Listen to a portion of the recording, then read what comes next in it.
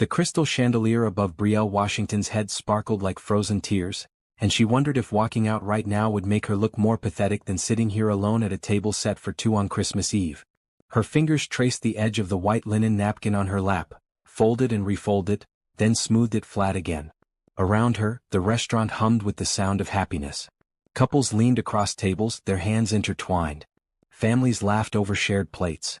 Even the servers seemed to glow with holiday cheer as they glided between tables carrying trays of expensive food that Brielle knew she couldn't normally afford. But tonight wasn't normal. Tonight was the result of 3 weeks of her best friend Tasha begging, pleading, and finally guilt-tripping her into agreeing to this blind date. "You cannot spend another Christmas alone, Brie," Tasha had said, her voice firm through the phone. "It's been 5 years. 5 years of you working yourself into the ground, taking care of your mom, and refusing to let anyone in. This guy is perfect for you. Trust me." Brielle had wanted to argue.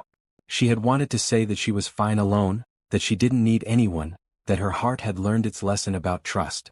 But the thought of spending another Christmas Eve in her small apartment, microwaving leftovers while her mother slept in the next room, had been too much to bear. So she'd said yes. Now she regretted it. She checked her phone again. 7:30. Her date was 30 minutes late. The server had already come by 3 times, each time with a more sympathetic smile, asking if she wanted to order a drink while she waited. Each time Brielle had said she was fine, that he was probably just caught in traffic. But she wasn't fine. Her stomach twisted with embarrassment and something deeper, something that felt like the confirmation of a fear she'd carried for years, that she wasn't worth showing up for. She reached for her purse, ready to leave her dignity in pieces on the expensive Persian rug and retreat to the safety of her lonely apartment. But then something made her look up. Across the restaurant, near the entrance, stood a man in a navy blue suit that probably cost more than her monthly rent. He was tall, with dark brown skin and a presence that seemed to command attention even in a room full of Chicago's elite. He was speaking to the hostess, gesturing with his hands the way people do when they're trying to explain something important. Brielle's breath caught in her throat. She knew those hands. She knew the way his shoulders moved under his jacket. She knew the shape of his profile even from across a crowded room. No, it couldn't be. Her heart began to pound so hard she could hear it over the soft jazz music playing through the restaurant speakers. Her hands gripped the edge of the table, knuckles going pale. The man turned slightly, and the light from the chandelier illuminated his face. Andre Mitchell. The name slammed into her consciousness like a physical blow. Andre Mitchell, who had been her entire world once. Andre, who had shared her dreams and her bed and her tiny apartment with the broken heater. Andre, who had promised her forever and then disappeared without a trace 5 years ago, leaving nothing but unanswered calls and a broken heart. What was he doing here? Of all the restaurants in Chicago, on all the nights of the year, why was he here on Christmas Eve? Brielle's first instinct was to hide. She looked around wildly for the restroom, for an exit, for anywhere she could disappear before he saw her. She'd changed since they were together. She'd lost weight from stress and skipped meals. She'd cut her hair short and natural instead of the long relaxed style she'd worn back then. Maybe he wouldn't recognize her. Maybe she could slip out and he'd never know. But even as she thought it, she knew she was fooling herself. And worse than that, a part of her, a part she tried to kill over 5 long years, wanted him to see her. Wanted him to see what his leaving had done. Wanted him to feel something, anything, even if it was just regret. She watched as the hostess nodded and began to lead him through the restaurant. Brielle's muscles tensed, ready to bolt, but her body wouldn't obey. She sat frozen, watching him navigate between tables, his eyes scanning the room. Then, in a moment that felt like something from a nightmare, the hostess turned and began walking directly toward Brielle's table. No. This couldn't be happening. This had to be a coincidence. He was meeting someone else. The restaurant was full. There were dozens of tables. The hostess was just passing by on her way to seat him somewhere else. But the hostess stopped right at Brielle's table, smiled warmly, and gestured to the empty chair across from her. "Here you are, Mr. Mitchell. I apologize again for the confusion with your reservation." Andre smiled at the hostess, thanked her, and then his eyes finally dropped to the woman sitting at the table. Brielle watched his face, watched the polite smile he'd been wearing freeze and then falter. His eyes widened slightly. His lips parted as if to speak, but no words came out. For a long moment, they just stared at each other across the table, the noise of the restaurant fading into a distant hum. "Brielle?" His voice was exactly as she remembered it, deep and warm, but now it carried a note of shock that bordered on disbelief. She couldn't speak. Her throat had closed up, her tongue felt thick and useless. All she could do was nod. André slowly pulled out the chair and sat down, his movements careful, as if he was afraid she might vanish if he moved too quickly. He placed his hands on the table and Brielle noticed they were shaking slightly. I don't understand, he said, his eyes never leaving her face. You're my date? The words hit her like ice water. Her date. He was her blind date. This wasn't a coincidence. This wasn't some cosmic joke. Tasha had set her up with Andre Mitchell and she'd had no idea. You didn't know, Brielle heard herself say, her voice sounding strange and distant. You didn't know it was me. No. Andre shook his head, running a hand over his face. I had no idea. Tasha just said, she said she had a friend, someone special, and that I should meet you. She didn't give me a name. She said it would be a nice surprise. Surprise. That was one word for it. Brielle felt something crack inside her chest, that careful wall she'd built around her heart over the past 5 years. All the anger, all the hurt, all the questions she'd forced herself to stop asking came flooding back. How have you been? Andre asked, and the question was so absurd, so inadequate for the moment, that Brielle almost laughed. How had she been? How do you answer that question when the person asking it disappeared from your life without explanation? How do you summarize 5 years of grief and confusion and slowly learning to breathe again? I've been surviving, she said finally, and she saw him flinch at the word.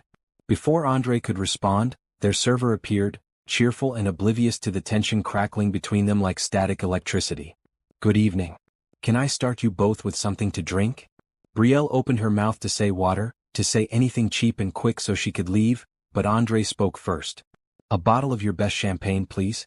We're celebrating. The server beamed and hurried away. Brielle stared at Andre, confused and angry. Celebrating what exactly? Andre leaned forward, and for the first time since sitting down, she saw something other than shock in his eyes. She saw hope. Celebrating the fact that I've been looking for you for 2 years and somehow, on Christmas Eve, you just appeared at my table. That has to mean something, Brielle. That has to be fate. Looking for her? For 2 years? Brielle felt her carefully constructed walls shake, felt the questions she'd buried start clawing their way to the surface. You left me, she said, her voice breaking despite her efforts to keep it steady. You left me alone with no explanation, no goodbye, nothing. And now you want to celebrate?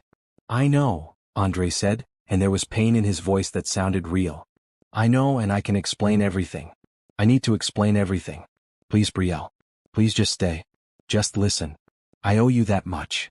The server returned with the champagne, popped the cork with a festive sound that felt entirely wrong for the moment, and poured 2 glasses before disappearing again. Brielle looked at the bubbles rising in her glass, at Andre's face across the table, at the Christmas lights twinkling in the windows. She thought about her empty apartment, her sleeping mother, the 5 years of questions that had haunted her. Maybe she did deserve answers. Maybe she deserved to know why the man she'd loved had vanished like smoke. And maybe, just maybe, those answers would finally let her move on. She picked up her glass and took a sip. The champagne was sweet and cold and expensive. I'll listen, she said finally. But that doesn't mean I forgive you. Andre nodded, relief washing over his face. That's fair. That's more than fair. They sat in silence for a moment, the weight of 5 years between them. You look different, Andre said softly. Beautiful but different. Your hair. I changed a lot of things after you left, Brielle said, her voice sharper than she intended. I had to. I'm sorry, Andre said, and something in the way he said it made Brielle believe he meant it. I'm so sorry, Brielle. For everything. But sorry wasn't enough. Sorry was just a word, and words were what he'd been good at before. Words and promises and dreams that had evaporated the moment things got hard. Why did you leave? The question burst out of her before she could stop it, 5 years of pain compressed into 4 words. Andre's jaw tightened. He looked down at his hands, then back up at her. It's complicated. Then uncomplicated. I will. I promise I will. But not here, not like this. There's so much you don't know, so much I need to tell you. Can we have dinner? Can we pretend, just for tonight, that we're 2 people meeting for the first time, and then I'll explain everything. I'll tell you everything you want to know. Brielle wanted to say no. She wanted to stand up, walk out, and never look back. But something kept her in her seat. Maybe it was the way he was looking at her, like she was the only person in the room. Maybe it was the desperation in his voice, so different from the confident man who'd walked in. Or maybe it was simply that she'd spent 5 years imagining this moment, and now that it was here, she couldn't bring herself to walk away from the answers she'd craved. "Fine," she said. "We'll have dinner. But after that, you tell me everything, Andre. Everything." "I will," he promised. "I swear I will." The server returned to take their order, and Brielle realized with a start that she'd never even looked at the menu. She ordered something at random, barely registering what it was, and watched Andre do the same. When they were alone again, Andre smiled, but it was a sad, broken thing. "For what it's worth," he said quietly, "seeing you again is the best Christmas gift I could have asked for. Even if you hate me. Even if you never forgive me. Just seeing that you're okay, that you're here and alive and as strong as I remember. It's everything." Brielle felt tears prick at her eyes and blinked them back furiously. She wouldn't cry. Not here. Not in front of him. "I'm not the same person you left," she said. "Neither am I," Andre replied. "But maybe that's okay. Maybe that's how it's supposed to be." As the server brought their first course, Brielle studied the man across from her. He wore success like a second skin now. The expensive suit, the confident way he moved, the ease with which he'd ordered champagne without looking at the price. This wasn't the struggling entrepreneur she'd fallen in love with, the one who'd worked 3 jobs and still couldn't make rent. This was someone new. Someone who'd made it. And she was still the same Brielle, working too hard, trying to keep her head above water, wondering if she'd ever catch a break. The distance between where they'd started and where they'd ended up felt impossible to cross. But as they began to eat, making awkward small talk about the weather and the restaurant and anything that wasn't the elephant sitting at their table, Brielle felt something shift. Maybe it was the way Andre's eyes kept finding hers, like he couldn't quite believe she was real. Maybe it was the careful way he spoke, as if he was afraid of saying the wrong thing and making her bolt. Or maybe it was simply that after 5 years of questions and pain and learning to live without him, she finally had the chance to hear the truth. Whatever happened next, at least she would know.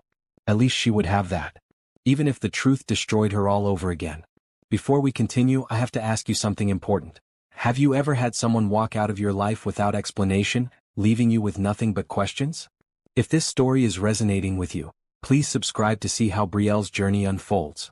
And in the comments, tell me, do you think Andre deserves a second chance, or should Brielle walk away? Your opinions matter, and I read every single comment. The first course arrived, and Brielle picked at her salad without really tasting it. Across from her, Andre seemed equally distracted, moving food around his plate more than eating it.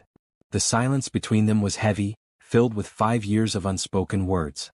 "So," Andre said finally, setting down his fork, "Tasha never mentioned you worked with her." "I don't," Brielle said. "We've been friends since college. She works in finance now. I'm at Memorial Hospital, in administration." She saw something flicker across Andre's face. Surprise maybe. Or was it concern? "You're not painting anymore?" The question stung more than Brielle expected. She'd been an artist once, with dreams of gallery shows and exhibitions. That was before reality had taught her that dreams didn't pay bills or keep the lights on. "No," she said simply, not trusting herself to say more.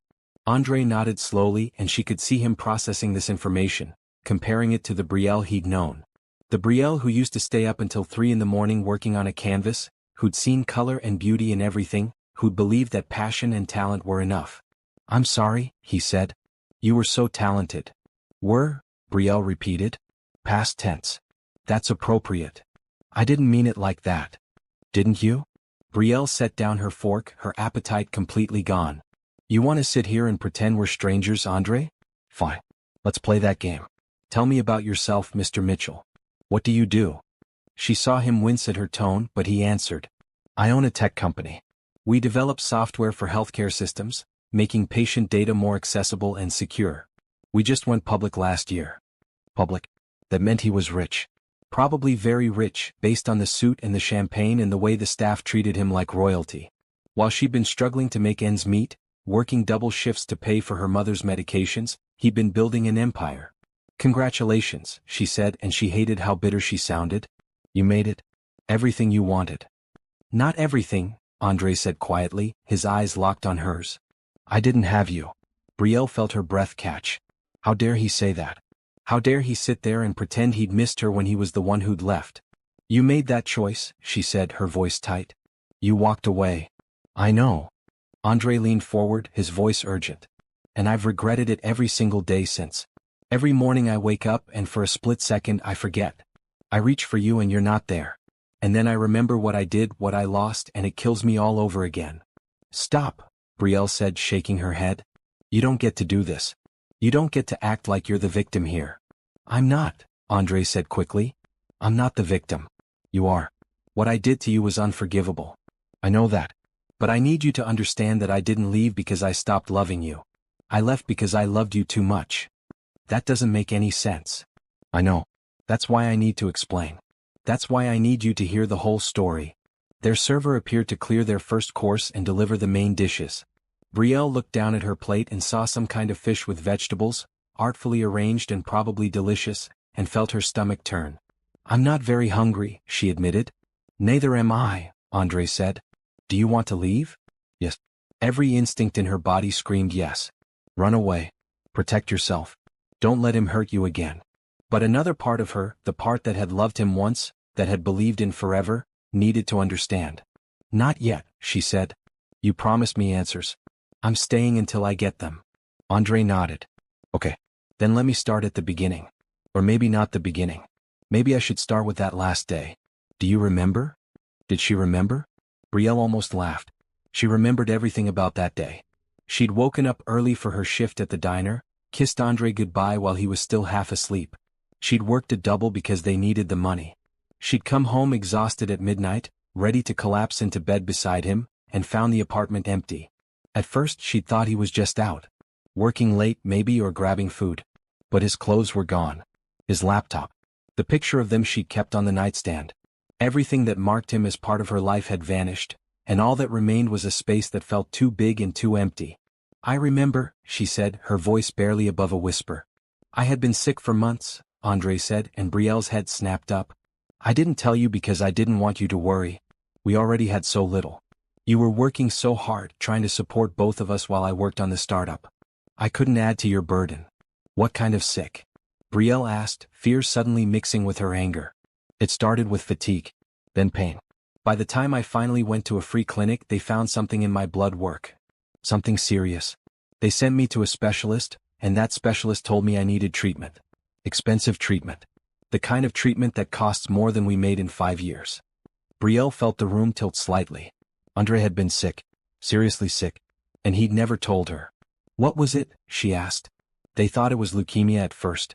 Later they reclassified it as a rare blood disorder.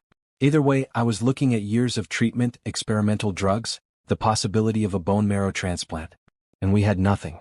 No insurance. No savings. Nothing.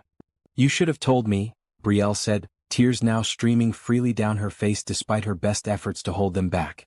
You should have let me help. How? Andre asked gently. How could you have helped, Brielle? You were already working yourself to death. If I'd told you, you would have taken on more shifts. You would have sacrificed everything to try to save me, and it wouldn't have been enough. It was never going to be enough. So you just left? That was your solution. No. Andre shook his head. Leaving was the hardest thing I've ever done. But I got an offer. A venture capitalist who'd been interested in my software found out about my situation. He offered me a deal. He'd pay for all my medical treatment, the best doctors, the best hospitals. And he'd fund my company, give me everything I needed to make it succeed. But there were conditions. What conditions? I had to relocate immediately. To California, where his team was based. I had to dedicate myself completely to the business, no distractions, no divided attention. And I couldn't contact anyone from my previous life for 3 years.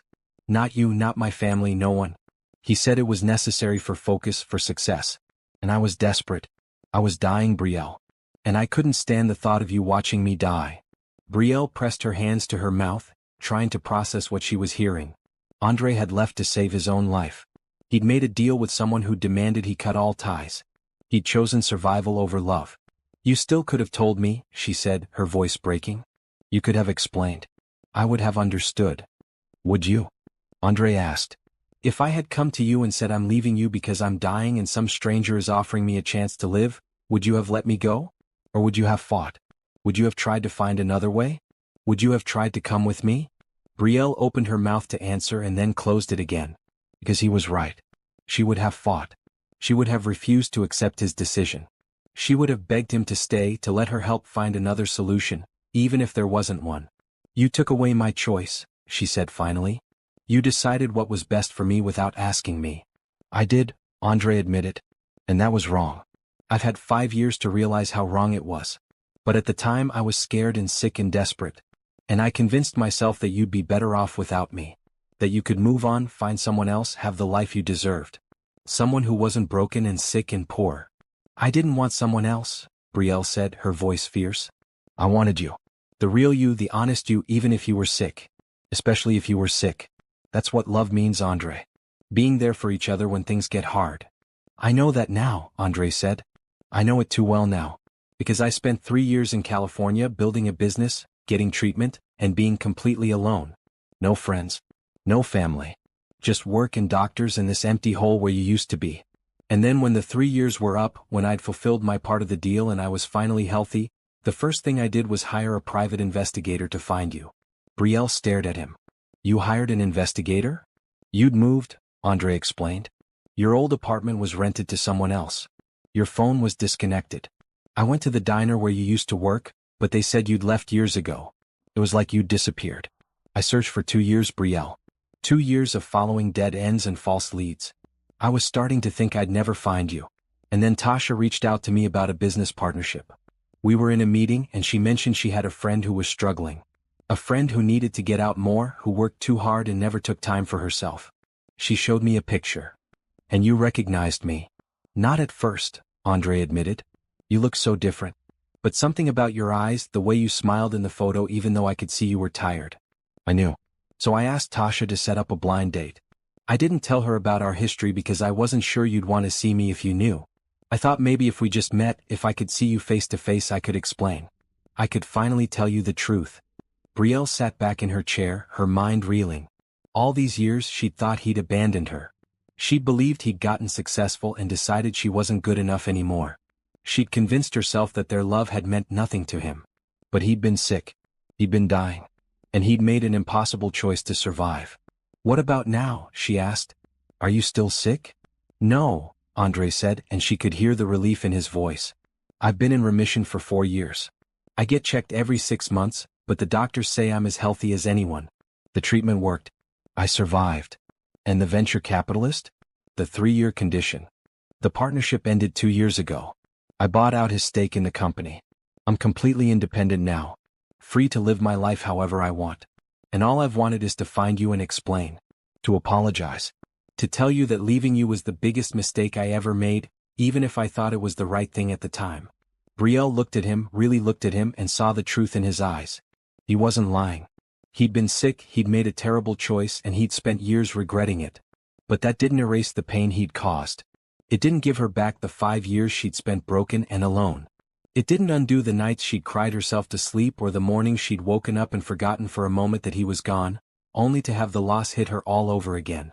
I don't know what you want me to say, Brielle admitted. I don't know if I can just forgive you because you had a good reason. Yes, you were sick. Yes, you were desperate. But you still broke my heart, Andre. You still left me with nothing but questions and pain.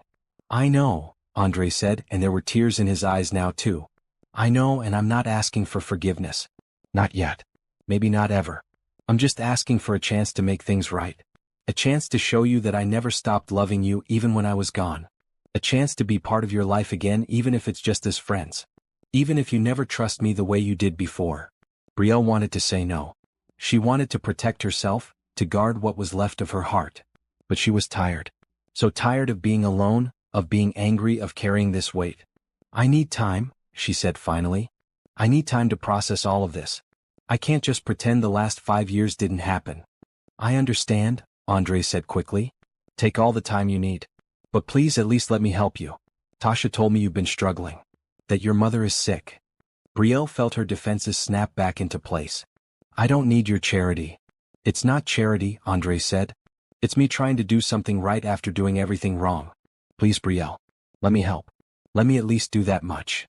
Before Brielle could respond, their server appeared again, this time looking slightly anxious. Excuse me, Mr. Mitchell? There's an urgent message for you at the front desk. Something about your office. Andre frowned but nodded. I'll be right back, he said to Brielle, then stood and followed the server toward the entrance. Alone at the table, Brielle tried to catch her breath. Her head was spinning. Everything she'd believed for 5 years had been turned upside down in the span of an hour. Andre hadn't abandoned her. He'd been sick. He'd made a sacrifice even if it was the wrong one. But did that change anything? Did knowing the truth make the pain any less real? She watched him at the front desk talking to someone on his phone, his expression serious. Even from across the room she could see the success that radiated from him now. He'd survived. He'd built something. He'd made it to the other side. And where was she? Still struggling. Still barely keeping her head above water. Still working a job she hated to pay for her mother's medical bills because insurance didn't cover half of what she needed. The divide between them felt wider than ever. Andre returned to the table, but instead of sitting down he remained standing. In his hand was a piece of paper and his face was pale. "Brielle," he said, his voice shaking slightly. "I need to show you something. I need you to read this." He held out the paper and Brielle took it with trembling hands. What she read there would change everything. The paper in Brielle's hands was a medical record. Or part of one anyway. Her eyes scanned the text, trying to make sense of the clinical language and codes. Patient name, Andre Mitchell. Date of service, 5 years ago, 3 months before he left. Diagnosis, acute myeloid leukemia, stage 2. Recommended treatment, immediate chemotherapy followed by possible bone marrow transplant. Estimated cost of treatment, $450,000 to $850,000, depending on response and complications. Brielle's hands shook as she read and reread the numbers. Nearly $1 million. For a man who'd been struggling to pay rent. For a couple who'd sometimes had to choose between electricity and food. "I didn't show you this to make you feel guilty," Andre said quickly, sliding back into his seat. "My assistant just sent it over. When I told her I'd found you, she thought you should see proof. She thought maybe you wouldn't believe me without documentation." "Why now?" Brielle asked, still staring at the paper. "Why send this now?" "Because she knows how long I've been looking for you. How much finding you meant to me. She wanted to make sure you understood what I was facing back then. That I wasn't just running away." Brielle set the paper down on the table, her mind struggling to process everything. She'd spent 5 years painting Andre as a villain in her story. The man who'd left her when things got hard, who'd chosen ambition over love. But this paper told a different story. This paper told the story of a man who'd been dying and desperate. "Tell me about California," she said finally. "Tell me about those 3 years." Andre took a deep breath. "It was hell," he said simply. "The treatment was brutal. There were days I couldn't get out of bed. Days I threw up everything I ate. Days I was so weak I couldn't even hold a phone. And through it all I had to work. The deal was that I'd dedicate myself to the business, that I'd be present and productive even while fighting for my life." "That's inhumane," Brielle said, anger flooding through her. "This venture capitalist, whoever he was, he took advantage of you when you were vulnerable." "Maybe," Andre agreed. "But he also saved my life. Without his money I would have died. I couldn't afford the treatment. No bank was going to give me a loan. I had no family with resources. It was his offer or nothing." "What about your parents?" Brielle asked, suddenly realizing she hadn't thought about them. "Where were they during all this?" Andre's face darkened. "Dead. Both of them.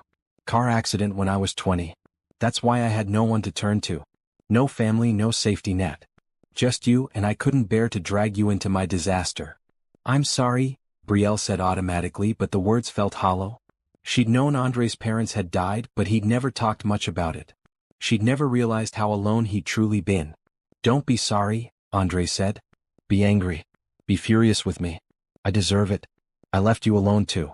I made you go through 5 years of wondering and hurting, and that's on me. The illness explains it, but it doesn't excuse it." Brielle appreciated that he wasn't trying to hide behind his diagnosis. He was taking responsibility, even while explaining his actions. That was something at least. "Did you really look for me?" she asked. "For 2 years. Every day," Andre said. "I hired the best investigators I could find. I followed every lead, no matter how small. I checked hospitals thinking maybe you'd gotten married and changed your name. I checked social media, but you'd deleted all your accounts. I even went back to your old neighborhood and knocked on doors, asking if anyone knew where you'd gone." Brielle felt tears prick her eyes again. She had deleted her social media. She'd moved to a different part of town. She'd changed her phone number. After a year of waiting for Andre to come back or at least explain, she'd made herself disappear. She'd thought she was protecting herself, but in doing so, she'd made herself impossible to find. "I didn't think you'd want to find me," she admitted. I thought you'd moved on. That you'd gotten successful and forgotten about the girl you left behind. Never, Andre said fiercely. I never forgot you. Not for a single day. You were in every thought, every decision. When the company started making money, I thought about how I'd share it with you. When I bought my first house, I imagined you there with me. When I got the news that I was in remission, the first person I wanted to tell was you. But you couldn't. But I couldn't, Andre echoed. The deal with the venture capitalist had a non-compete clause that extended beyond the 3 years. I couldn't contact anyone from my previous life until the clause expired. By the time it did, 2 more years had passed. 5 years total since the day I left you. 5 years, Brielle repeated, the weight of that time settling over her like a physical thing. 5 years of her life shaped by his absence. Their food had gone cold on their plates. The restaurant was still busy around them, other diners laughing and enjoying their Christmas Eve, oblivious to the emotional storm happening at their table. What about you? Andre asked gently. Tell me about your 5 years. Tell me what I missed. Brielle didn't want to. She didn't want to revisit the pain, the struggle, the slow process of learning to live without him. But he'd been honest with her. The least she could do was return the favor. The first year was the worst, she said, staring at her hands. I kept thinking you'd come back. Or call. Or at least send a message to let me know you were alive. I filed a missing person report, but the police said there was no evidence of foul play. You'd taken your things, left no note, no sign of being forced. They said you'd left voluntarily. God, Brielle, I'm so sorry. I waited tables during the day and worked as a security guard at night, Brielle continued, needing to get it all out. I kept the apartment for 6 months, paying rent on a place that was too big for one person, hoping you'd come home. But you didn't. So I moved to a smaller place. Then an even smaller place. I stopped painting because I couldn't afford supplies and I couldn't stand to look at the canvases anyway. They reminded me too much of when we were happy. Andre's face was a mask of pain, but Brielle kept going. After 2 years I met someone. Jason. He was kind and steady and everything you weren't. We dated for about a year. He asked me to marry him and I almost said yes. But I couldn't. Because even though I told myself I'd moved on, even though I tried to love him, I was still waiting for you. Still wondering. So I broke it off with Jason and I felt terrible because he didn't deserve that. He didn't deserve to be with someone who was still in love with a ghost. You were still in love with me? Andre asked, his voice barely above a whisper. I don't know, Brielle admitted. Maybe. Or maybe I was just in love with the memory of who we were. Either way I couldn't move forward. I was stuck. And your mother? Tasha mentioned she's sick. Brielle nodded, glad for the change in subject even though this one was equally painful. Diabetes. She was diagnosed 3 years ago. It's gotten progressively worse. She needs insulin, regular checkups, special foods. The insurance I get through the hospital helps, but it doesn't cover everything. I've been working overtime to make up the difference, but it's never quite enough. There's always another bill, another medication, another treatment she needs. Let me help, Andre said immediately. Please. I have the resources now. I can pay for her treatment, for everything she needs. I can make sure she gets the best care available. Brielle's instinct was to refuse. She'd been taking care of her mother on her own for 3 years. She didn't need a handout from the man who'd broken her heart, no matter how good his reasons had been. But then she thought about her mother, about the way she tried to hide her pain, about the medications they'd had to skip because the budget was too tight. She thought about the fear she lived with every day, wondering if this would be the month they couldn't afford everything, if this would be when her mother's health took a turn they couldn't recover from. I don't want your charity, Brielle said carefully. But I also can't let my pride hurt my mother. If you're serious about helping, if this isn't just guilt talking, then yes. I'd be grateful for help with her medical expenses. Relief flooded Andre's face. I'm serious. Completely serious. I'll set up a meeting with my accountant tomorrow. We'll create a medical fund for your mother, make sure all her bills are covered. And Brielle, this isn't charity. This is me trying to make up for the hurt I caused. It's the least I can do. It's not the least, Brielle said. It's huge. And thank you. Really. Thank you. They sat in silence for a moment, the anger that had filled the space between them earlier softening into something else. Not forgiveness, not yet. But maybe the beginning of understanding. Can I ask you something? Andre said. You can ask. I might not answer. Fair. He smiled slightly. Why did you agree to the blind date? Tasha said you'd been refusing for months. What changed? Brielle thought about lying, about making up some excuse. But she was tired of hiding. I didn't want to be alone on Christmas, she said simply. Another year of sitting in my apartment watching everyone else celebrate while I just existed. I thought maybe if I went on this date, even if it went nowhere, at least I'd have tried. At least I'd have put myself out there. And instead you got me. Instead I got you, Brielle agreed. The last person I expected. The one person I'd convinced myself I'd never see again. Is this better or worse than being alone? Andre asked, and there was vulnerability in his voice that made her heart ache. I don't know yet, Brielle answered honestly. Ask me again when this night is over. Their server appeared, probably the 5th time that evening, looking apologetic. I'm sorry to interrupt, but the kitchen is closing soon for the holiday. Can I get you anything else?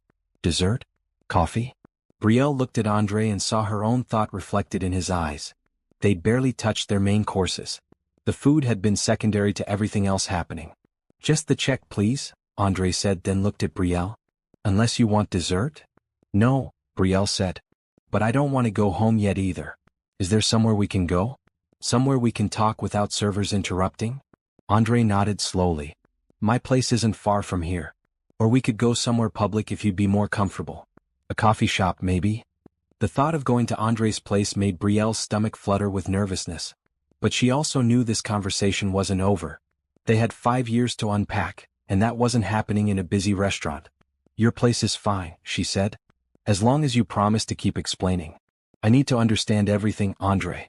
Not just the broad strokes. I need the details. I need to know what those 3 years were really like for you. I promise, Andre said. Full transparency. No more secrets. He paid the bill, and Brielle noticed he didn't even glance at the total before handing over his credit card. Money truly wasn't an issue for him anymore. The realization was strange, seeing the man she'd once shared ramen with now casually paying for a meal that probably cost more than her weekly grocery budget. They stood to leave, and Andre held out his arm hesitantly. May I? Brielle looked at his offered arm and remembered how they used to walk together, linked like they were afraid of getting separated. She remembered feeling safe with him, like as long as they were together, nothing could hurt them. But things had hurt them. Life had hurt them. His illness and his desperate choices had ripped them apart. Still she took his arm. Not because she'd forgiven him. Not because she trusted him yet. But because after 5 years of walking alone, it felt good to have someone beside her again. They walked out into the cold Chicago night, Christmas lights twinkling on every building, snow beginning to fall in soft, gentle flakes. The city was beautiful in its holiday clothes, and for the first time in years, Brielle let herself feel something other than pain when she looked at it. She let herself feel hope. Andre's car was waiting at the valet stand, and Brielle felt her eyebrows rise when she saw it. A sleek black Tesla, the kind she'd only seen in magazines or driving past her on the street carrying people who lived in a different world than she did. Company car, Andre said, catching her expression as he opened the passenger door for her. They insisted I needed something that matched our brand image. Brielle slid into the leather seat, and the car enveloped her in warmth. The interior smelled new and expensive, and there were screens everywhere, glowing with soft blue light. This was definitely not the beat-up Honda Civic Andre used to drive, the one that needed a jump start every other morning and had duct tape holding the passenger side mirror on. Andre got in the driver's side and started the car, which made almost no sound. Electric vehicles were strange that way, silent and smooth. He pulled out into the light Christmas Eve traffic, and they drove in silence for a few minutes, the city lights reflecting off the snow-dusted streets. It's about 10 minutes from here, Andre said. I bought a condo in River North about a year ago. Nothing too flashy, but it's home. Nothing too flashy, Brielle thought, meant something completely different to a multimillionaire than it did to her. She wondered what she'd find when they got there. Probably marble countertops and floor-to-ceiling windows and furniture that cost more than her annual salary. Tell me about the company, she said, needing to fill the silence with something. How did you go from a startup idea to going public? Andre glanced at her, then back at the road. It took time and a lot of work. The venture capitalist, his name was Richard Sterling, he had connections everywhere. He introduced me to the right people, got me meetings with hospital administrators, helped me refine the software. My idea was good, but it needed polish. It needed someone who understood the business side, not just the technical side. And you learned that while you were sick? I had to, Andre said. The deal was that I'd be functional, productive. There were days after chemo when I could barely stand, but I still had to show up to meetings, still had to pitch to investors. Sterling said suffering built character. He said if I wanted to survive, I needed to prove I was worth the investment. Brielle felt anger flare in her chest again. This Richard Sterling sounded like a monster, taking advantage of a dying man's desperation. That's abuse, she said flatly. What he did to you was exploitation. Maybe, Andre agreed. But it also worked. The company grew faster than anyone expected. Within 2 years, we had contracts with 15 major hospital systems. By year 3 we were negotiating with insurance companies. When I bought Sterling out, we were valued at over $300 million. $300 million. Brielle couldn't even comprehend that number. It was so far outside her reality that it might as well have been $1 trillion. And now, she asked. Now we're worth about $1 billion, Andre said casually as if he was talking about the weather.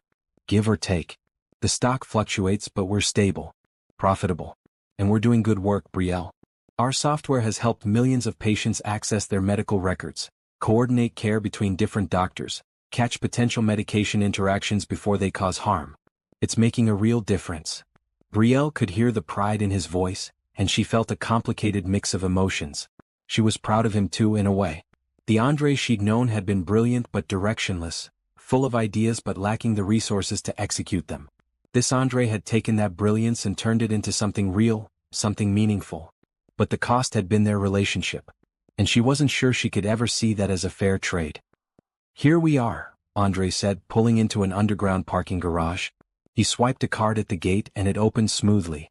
They descended into a well-lit structure with assigned parking spots, and Andre pulled into one labeled 3502.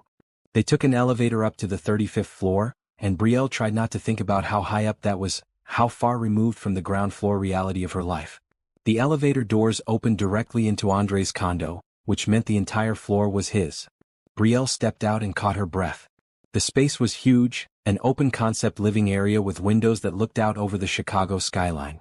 The city glittered below them, a sea of lights stretching to the horizon.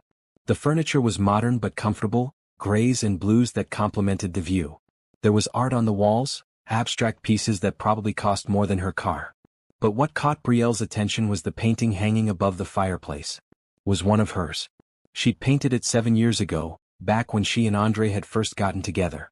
It was a sunset over Lake Michigan, all purples and golds and deep blues. She'd given it to him for his birthday, wrapped in newspaper because she couldn't afford proper wrapping paper. She'd assumed he'd thrown it away when he left. You kept it, she said, her voice thick with emotion. Andre came to stand beside her, looking up at the painting. Of course I kept it. It's the most valuable thing I own. It's not worth anything. I painted it on a canvas I found in a dumpster. It's worth everything to me, Andre said quietly. It reminded me of you. Of us. Of a time when we were happy even though we had nothing. I've had art dealers offer me thousands for it, thinking it's some undiscovered master. I always tell them it's not for sale. That it's priceless. Brielle felt tears sliding down her cheeks. She cried more tonight than she had in years, all the emotions she'd kept locked away flooding out at once. I stopped painting because it hurt too much, she admitted. Every time I picked up a brush I thought of you. Of the dreams we had. So I just stopped. I'm sorry, Andre said, and she could hear the pain in his voice. I'm so sorry that I took that from you. You were meant to create, Brielle. You were meant to bring beauty into the world. I was meant to be with you, Brielle said, the words coming out before she could stop them. That's what I thought anyway. That we were meant to be together, to build a life together. And then you were just gone, and I didn't know how to be myself without you. Andre turned to her and she saw tears in his eyes too. I'm here now. I know that doesn't fix the past, but I'm here. And I want to be part of your future if you'll let me. Brielle wanted to say yes. She wanted to fall into his arms and pretend the last 5 years hadn't happened. But she couldn't. There was still too much hurt, too much betrayal, even if it had been for good reasons. I need to sit down, she said, suddenly exhausted. Andre led her to the couch, a huge comfortable thing that she sank into gratefully. He disappeared into the kitchen and returned with 2 bottles of water and a box of tissues.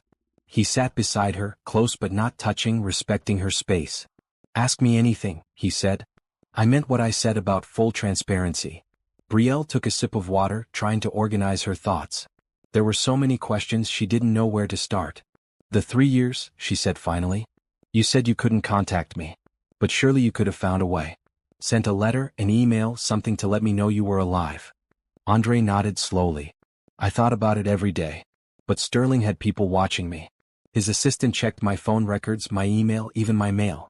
He said it was to protect his investment, to make sure I stayed focused. If I tried to contact you, he would have known. And the consequences would have been severe. What kind of consequences? He'd pull his funding. Stop paying for my treatment. And our partnership. I'd be left with nothing and still dying. I couldn't risk it, Brielle. I couldn't risk my life and I couldn't risk the business. Too many people were depending on me by then. We had employees, contracts, obligations. So you chose them over me. I chose survival, Andre said. And I've regretted it every day since. Because what's the point of surviving if you lose the only person who ever really mattered? Brielle absorbed this, trying to see it from his perspective. If she'd been dying, if someone had offered her a way out but it meant leaving Andre, what would she have done? She wanted to think she would have chosen love over life. But she honestly didn't know. What was the treatment like? She asked, shifting topics. Andre grimaced. Hell. Pure hell. The first round of chemo made me so sick I thought I'd die from the cure instead of the disease. I lost all my hair, lost 40 pounds. There were days I couldn't keep any food down. Days I was so weak I couldn't walk across the room. And through it all I had to work. Had to show up to meetings via video call, looking like death but acting like everything was fine. That's inhumane. It's business, Andre said with a bitter smile. Sterling didn't care how I felt. He cared about results. He cared about the return on his investment. I was a commodity to him, not a person. Why didn't you walk away once you were better? Once the 3 years were up? The non-compete clause, Andre explained. It was part of the original deal. 4 or 5 years after he first invested, I couldn't contact anyone from my previous life without his permission. It was in the contract I signed. I didn't realize what I was agreeing to at the time. I was desperate and scared and I just wanted to live. By the time I understood what I'd given up, it was too late. 5 years, Brielle said again. That number kept coming up, marking the boundaries of their separation. 5 years, Andre echoed. The longest 5 years of my life. Even when I was healthy, even when the business was thriving, I was miserable. I dated a few people trying to move on, but none of them were you. No one could be you. Brielle felt a pang of jealousy at the mention of other women, which was ridiculous. They'd been apart. Of course he'd dated. Of course he'd tried to move on. She'd done the same with Jason. Tell me about now, she said, wanting to know about his life after the contract ended. The last 2 years. What have you been doing besides looking for me? Building the company. Taking it public. Hiring good people. I have about 300 employees now, spread across 5 offices. We just opened a location in New York and another in Boston. We're expanding internationally next year, starting with Canada and the UK. It all sounded impressive and important and completely foreign to Brielle's world. Do you have friends? She asked. People you're close to? Andre hesitated. Not really. I have business associates, people I work with. But friends? Real friends? No. I never let anyone get close after Sterling. I couldn't trust easily anymore. And everyone I met knew me as Andre Mitchell, the successful CEO. They didn't know the guy who used to eat ramen for every meal and patch his jeans because he couldn't afford new ones. That guy was real, Brielle said. Maybe more real than who you are now. Maybe, Andre agreed. Or maybe I'm both. The struggle shaped me, but so did the success. I'm not the same person I was 5 years ago, Brielle. Neither are you. We can't go back to what we were. Then what can we do? Brielle asked, the question she'd been avoiding all night finally surfacing. Andre looked at her, really looked at her, and she saw hope and fear and love all mixed together in his eyes. We can start over, he said. Not as the people we were, but as the people we've become. We can be honest about the hurt and the distance and the ways we've changed. And we can decide if there's still something worth fighting for. Brielle wanted to believe him. She wanted to think that love could survive 5 years of separation and pain and misunderstanding. But she was scared. Terrified, actually. Because if she let herself love him again and he left again, she didn't think she'd survive it. I need time, she said, the same thing she told him at the restaurant. I can't just flip a switch and go back to how things were. My heart doesn't work that way. I know, Andre said. And I'll give you all the time you need. Days, months, years if that's what it takes. I waited 5 years to find you. I can wait however long you need to trust me again. They sat in silence for a while, looking out at the city through the huge windows. Snow was falling harder now, covering Chicago in a blanket of white. It was late, probably close to midnight. Christmas Eve would turn into Christmas Day soon. I should go, Brielle said, even though part of her didn't want to leave. My mother will worry if I'm out all night. Let me drive you, Andre said immediately. Okay. They stood, and as they walked to the elevator, Brielle found herself looking back at her painting above the fireplace. The fact that he'd kept it, that he'd treasured it for 5 years, meant something. It meant that even when he was gone, even when he'd seemed to have forgotten her completely, a part of him had held on.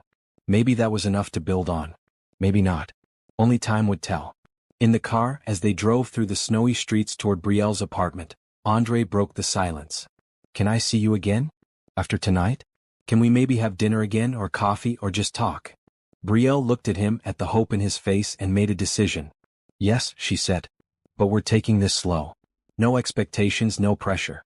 Just two people getting to know each other again. That's perfect, Andre said, relief flooding his voice. That's all I'm asking for. When they pulled up in front of Brielle's building, a modest apartment complex in a neighborhood that was slowly being gentrified but wasn't there yet, Andre looked at it with curiosity but not judgment.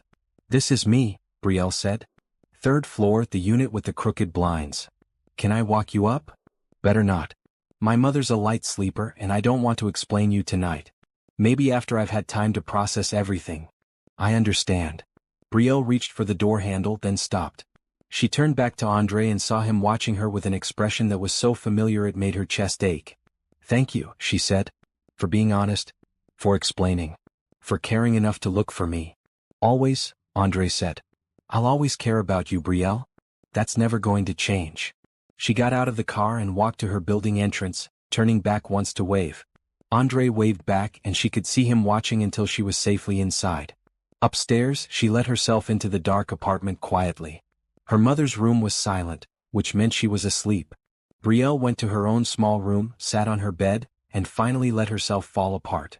She cried for the years they'd lost. She cried for the Andre who'd been sick and scared and alone. She cried for herself, for the girl who'd waited and hoped and eventually had to accept that he wasn't coming back. But underneath the pain there was something else. Something that felt dangerously like hope. Maybe, just maybe, it wasn't too late for them. Maybe this Christmas Eve disaster could turn into a second chance. Her phone buzzed with a text message. She picked it up and saw it was from Andre. Thank you for tonight. For listening. For not walking away. Merry Christmas, Brielle. I hope this is the first of many. Brielle stared at the message for a long time before typing a response. Merry Christmas, Andre. We'll see. It wasn't a promise. But it wasn't a rejection either. It was possibility, and for now that was enough. Brielle woke up on Christmas morning to the smell of her mother's famous sweet potato casserole, which was strange because they'd agreed not to make a big deal of the holiday this year. Money was tight and elaborate meals were a luxury they couldn't afford. She got out of bed and padded into the small kitchen in her pajamas, rubbing sleep from her eyes. Her mother, Patricia Washington, stood at the stove, her thin frame wrapped in the red robe Brielle had bought her 3 years ago. She looked tired, the way she always did these days, but she was smiling. Morning, baby, Patricia said, turning to give Brielle a hug. Merry Christmas. Merry Christmas, Mama. What are you doing? We said we were keeping it simple this year. I know, but I woke up feeling good today. Strong. And I thought, why not? It's Christmas. We deserve to celebrate. Brielle felt worry gnaw at her stomach. Her mother's energy came in waves, unpredictable and fleeting. A good day could turn into a bad one in minutes, and pushing herself too hard always had consequences. Let me help, Brielle said, taking the wooden spoon from her mother's hand. You sit down. I'll finish this. I'm fine, Brielle. Stop worrying. I always worry. It's my job. Patricia sighed but sat down at their tiny kitchen table. So, she said, her eyes twinkling with curiosity. How was the blind date? Brielle's hand froze mid-stir. The blind date. The restaurant. Andre. All of it came flooding back and she realized she'd spent the last few hours asleep trying not to think about it. It was complicated, Brielle said carefully. Complicated good or complicated bad? Both. Neither. I don't know, Mama. Patricia studied her daughter with the kind of knowing look only a mother could manage. Was he nice at least? Did he treat you right? He was very nice. Too nice maybe. Brielle stopped, not sure how much to share. Her mother knew about Andre, about the heartbreak he'd caused. How would she react to knowing he was back in Brielle's life? He's what? He's Andre, Brielle said finally, the words coming out in a rush. Tasha set me up with Andre. She didn't know about our history. It was him, Mama. After 5 years, he just appeared at my table. Patricia's eyes went wide. Andre? Your Andre? The one who left. He's not my Andre anymore. Or maybe he never was. I don't know. Brielle told her mother everything while she finished making breakfast. She told her about the shock of seeing him, about the medical diagnosis, about the impossible choice he'd made. She told her about his years in California, about the venture capitalist who'd controlled his life, about how he'd been searching for her. Patricia listened without interrupting, her face going through a range of emotions that Brielle couldn't quite read. And what did you say? Patricia asked when Brielle finished. Did you forgive him? I don't know if I can forgive him. Not yet. But I agreed to see him again. To take things slow and see if there's anything worth salvaging. Patricia nodded slowly. That boy loved you. I could see it every time he looked at you. But love isn't always enough, baby. Sometimes circumstances get in the way. Sometimes life gets in the way. Do you think I'm making a mistake? Giving him another chance? I think you're doing what your heart needs to do. Just be careful. Protect yourself. Don't let him break you twice. Brielle hugged her mother, grateful for her understanding. They ate breakfast together, the sweet potato casserole tasting like childhood and comfort. For a few minutes, Brielle let herself pretend things were simple, that this was just another Christmas with no complications. Then her phone rang. She almost didn't answer it when she saw Andre's name on the screen. But curiosity won out. Hello. Brielle, hi. I'm sorry to call so early. I know it's Christmas and you're probably with your mother. It's okay. What's up? There was a pause and Brielle could hear voices in the background, urgent and overlapping. Something's happened, Andre said, his voice tight with stress. Something I need to show you. Can I come pick you up? It'll only take an hour, maybe two. It's important. Brielle felt alarm bells go off in her head. What happened? Are you okay? I'm fine. But there's information about my time in California about Sterling that just came to light. Information that explains a lot. I need you to see it. Brielle looked at her mother, who was watching her with concern. Give me 30 minutes, Brielle said. I need to shower and change. Thank you. I'll be there soon. Brielle hung up and turned to her mother. I have to go. Andre needs to show me something. Will you be okay here alone? I've been okay alone for years, baby. Go. But promise me you'll be careful. I promise. 25 minutes later, Brielle was dressed in jeans and a green sweater, her hair pulled back in a simple ponytail. She'd put on minimal makeup, just enough to hide the evidence of last night's crying. When she looked in the mirror, she saw a woman who was tired and confused and trying desperately to hold herself together. Andre's Tesla pulled up exactly 30 minutes after his call, as if he'd been circling the block. Brielle kissed her mother goodbye and headed downstairs, pulling her coat tight against the cold. Andre got out to open her door and she noticed he looked different today. Less polished, more stressed. He was wearing jeans and a blue sweater instead of a suit, and his hair was slightly messy as if he'd been running his hands through it. Thank you for coming, he said as she got in. I know this is strange, asking you to drop everything on Christmas. What's going on, Andre? You're scaring me. I got an email this morning from a lawyer, Andre explained, pulling back into traffic. A lawyer representing a woman named Rebecca Sterling. Sterling? Like Richard Sterling? His daughter. She reached out because she found something in her father's files. Something about me, about the contract I signed. She thought I should see it. What? What's in it? I don't know yet. She wouldn't send it electronically. Said it was too sensitive. She asked to meet in person, so she's at my office right now. I wanted you there when I looked at it. You deserve to know the whole truth, whatever it is. They drove in tense silence to Andre's office building, a gleaming glass tower in the downtown business district. Even on Christmas, the building was beautiful, its lobby decorated with a huge tree and garlands. But the festive decorations felt wrong given the tension radiating from Andre. They took an elevator up to the 12th floor, where Andre's company occupied half the space. The office was empty today, just dim emergency lighting and the hum of computers left on standby. Andre led Brielle to a conference room where a woman in her 30s sat waiting. Rebecca Sterling stood when they entered. She was tall and elegant, with dark hair and sharp eyes that reminded Brielle of a hawk. She shook Andre's hand, then Brielle's, her grip firm and professional. Thank you for coming, Rebecca said, sitting back down. On the table in front of her was a thick manila folder. I know this is unusual timing, but when I found this yesterday, I knew I couldn't wait. You needed to see it as soon as possible. What is it? Andre asked, sitting down across from her. Brielle sat beside him, close enough that their shoulders almost touched. Rebecca opened the folder and pulled out a stack of papers. These are copies of emails between my father and his legal team. Emails about you, about the contract you signed, about... She paused, seeming to struggle with what to say next. About Brielle. Brielle's stomach dropped. What about me? My father didn't just demand that Andre cut contact with his previous life. He specifically targeted you. He hired investigators to track you, to make sure Andre couldn't find you even if he tried. He wanted you out of the picture permanently. Andre's face went pale. What? Why would he do that? Rebecca slid a printed email across the table. Read for yourself. Andre picked up the paper with shaking hands. Brielle leaned over to read it with him, and the words made her feel sick. The email was from Richard Sterling to his legal team, dated 6 months after Andre had signed the contract. In cold, clinical language, it detailed a plan to remove romantic distractions from Andre's life. It specifically mentioned Brielle by name, describing her as a liability and an impediment to maximum productivity. The email outlined how Sterling's team had helped Brielle's landlord refuse to forward her mail when she moved. How they'd made sure her phone number changed when she switched carriers. How they'd even paid Brielle's former employer at the diner to not provide information if anyone came looking for her. Andre set the paper down, his hands trembling. He deliberately made her impossible to find. He didn't just enforce the contract. He actively sabotaged any chance of us reconnecting. There's more, Rebecca said grimly. She pulled out another email. This one is from 2 years ago, right when your contract ended.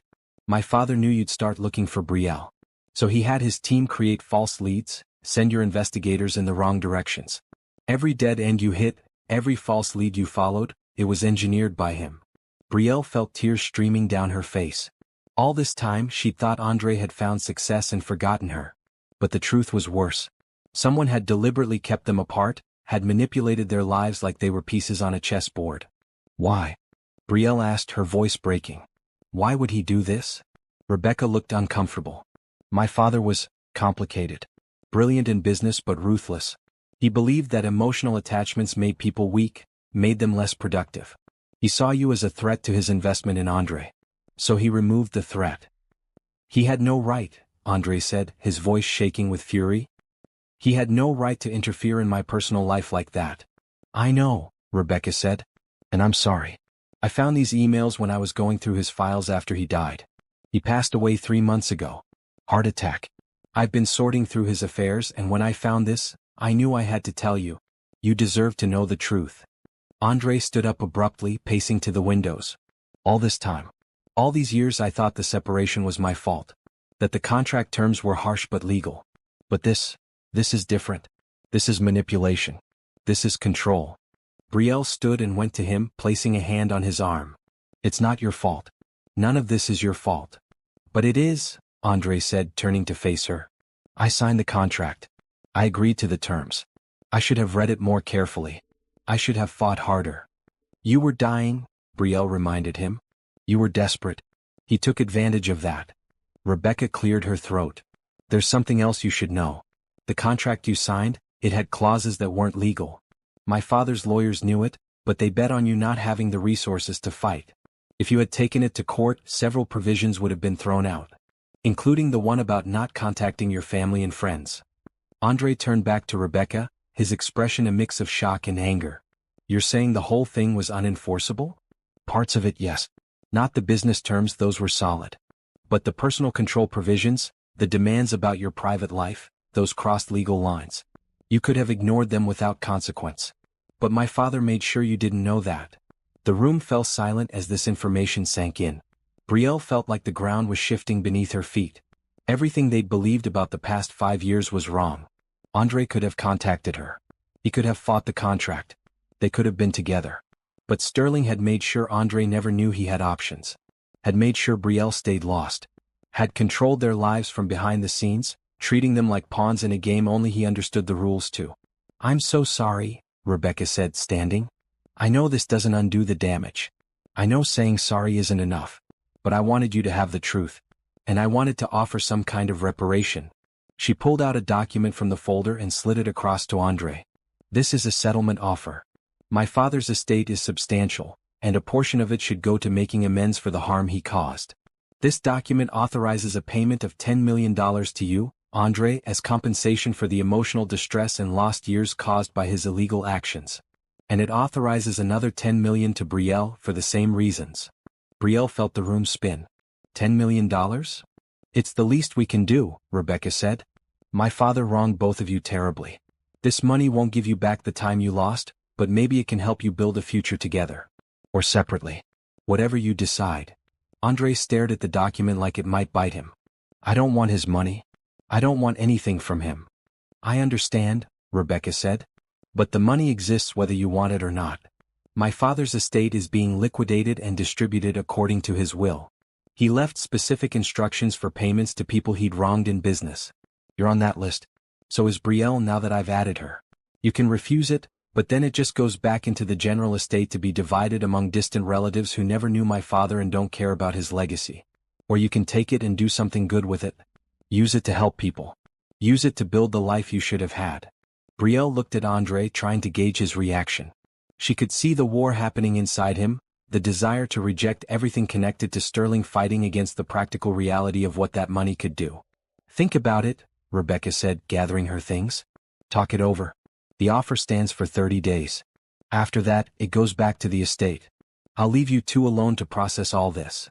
She walked out, and the conference room fell silent except for the hum of the building's ventilation system. Andre collapsed back into his chair, his head in his hands. Brielle sat beside him, not sure what to say or do.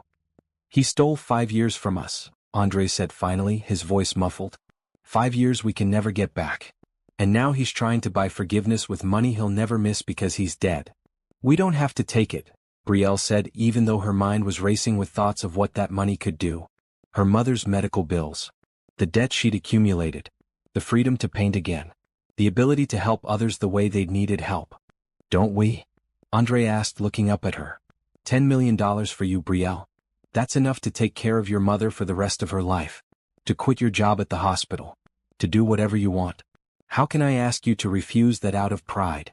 It's blood money, Brielle said, but her conviction wavered even as she said it. Maybe, Andre agreed.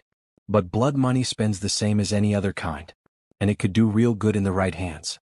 They sat in silence, both of them processing the magnitude of what they'd just learned.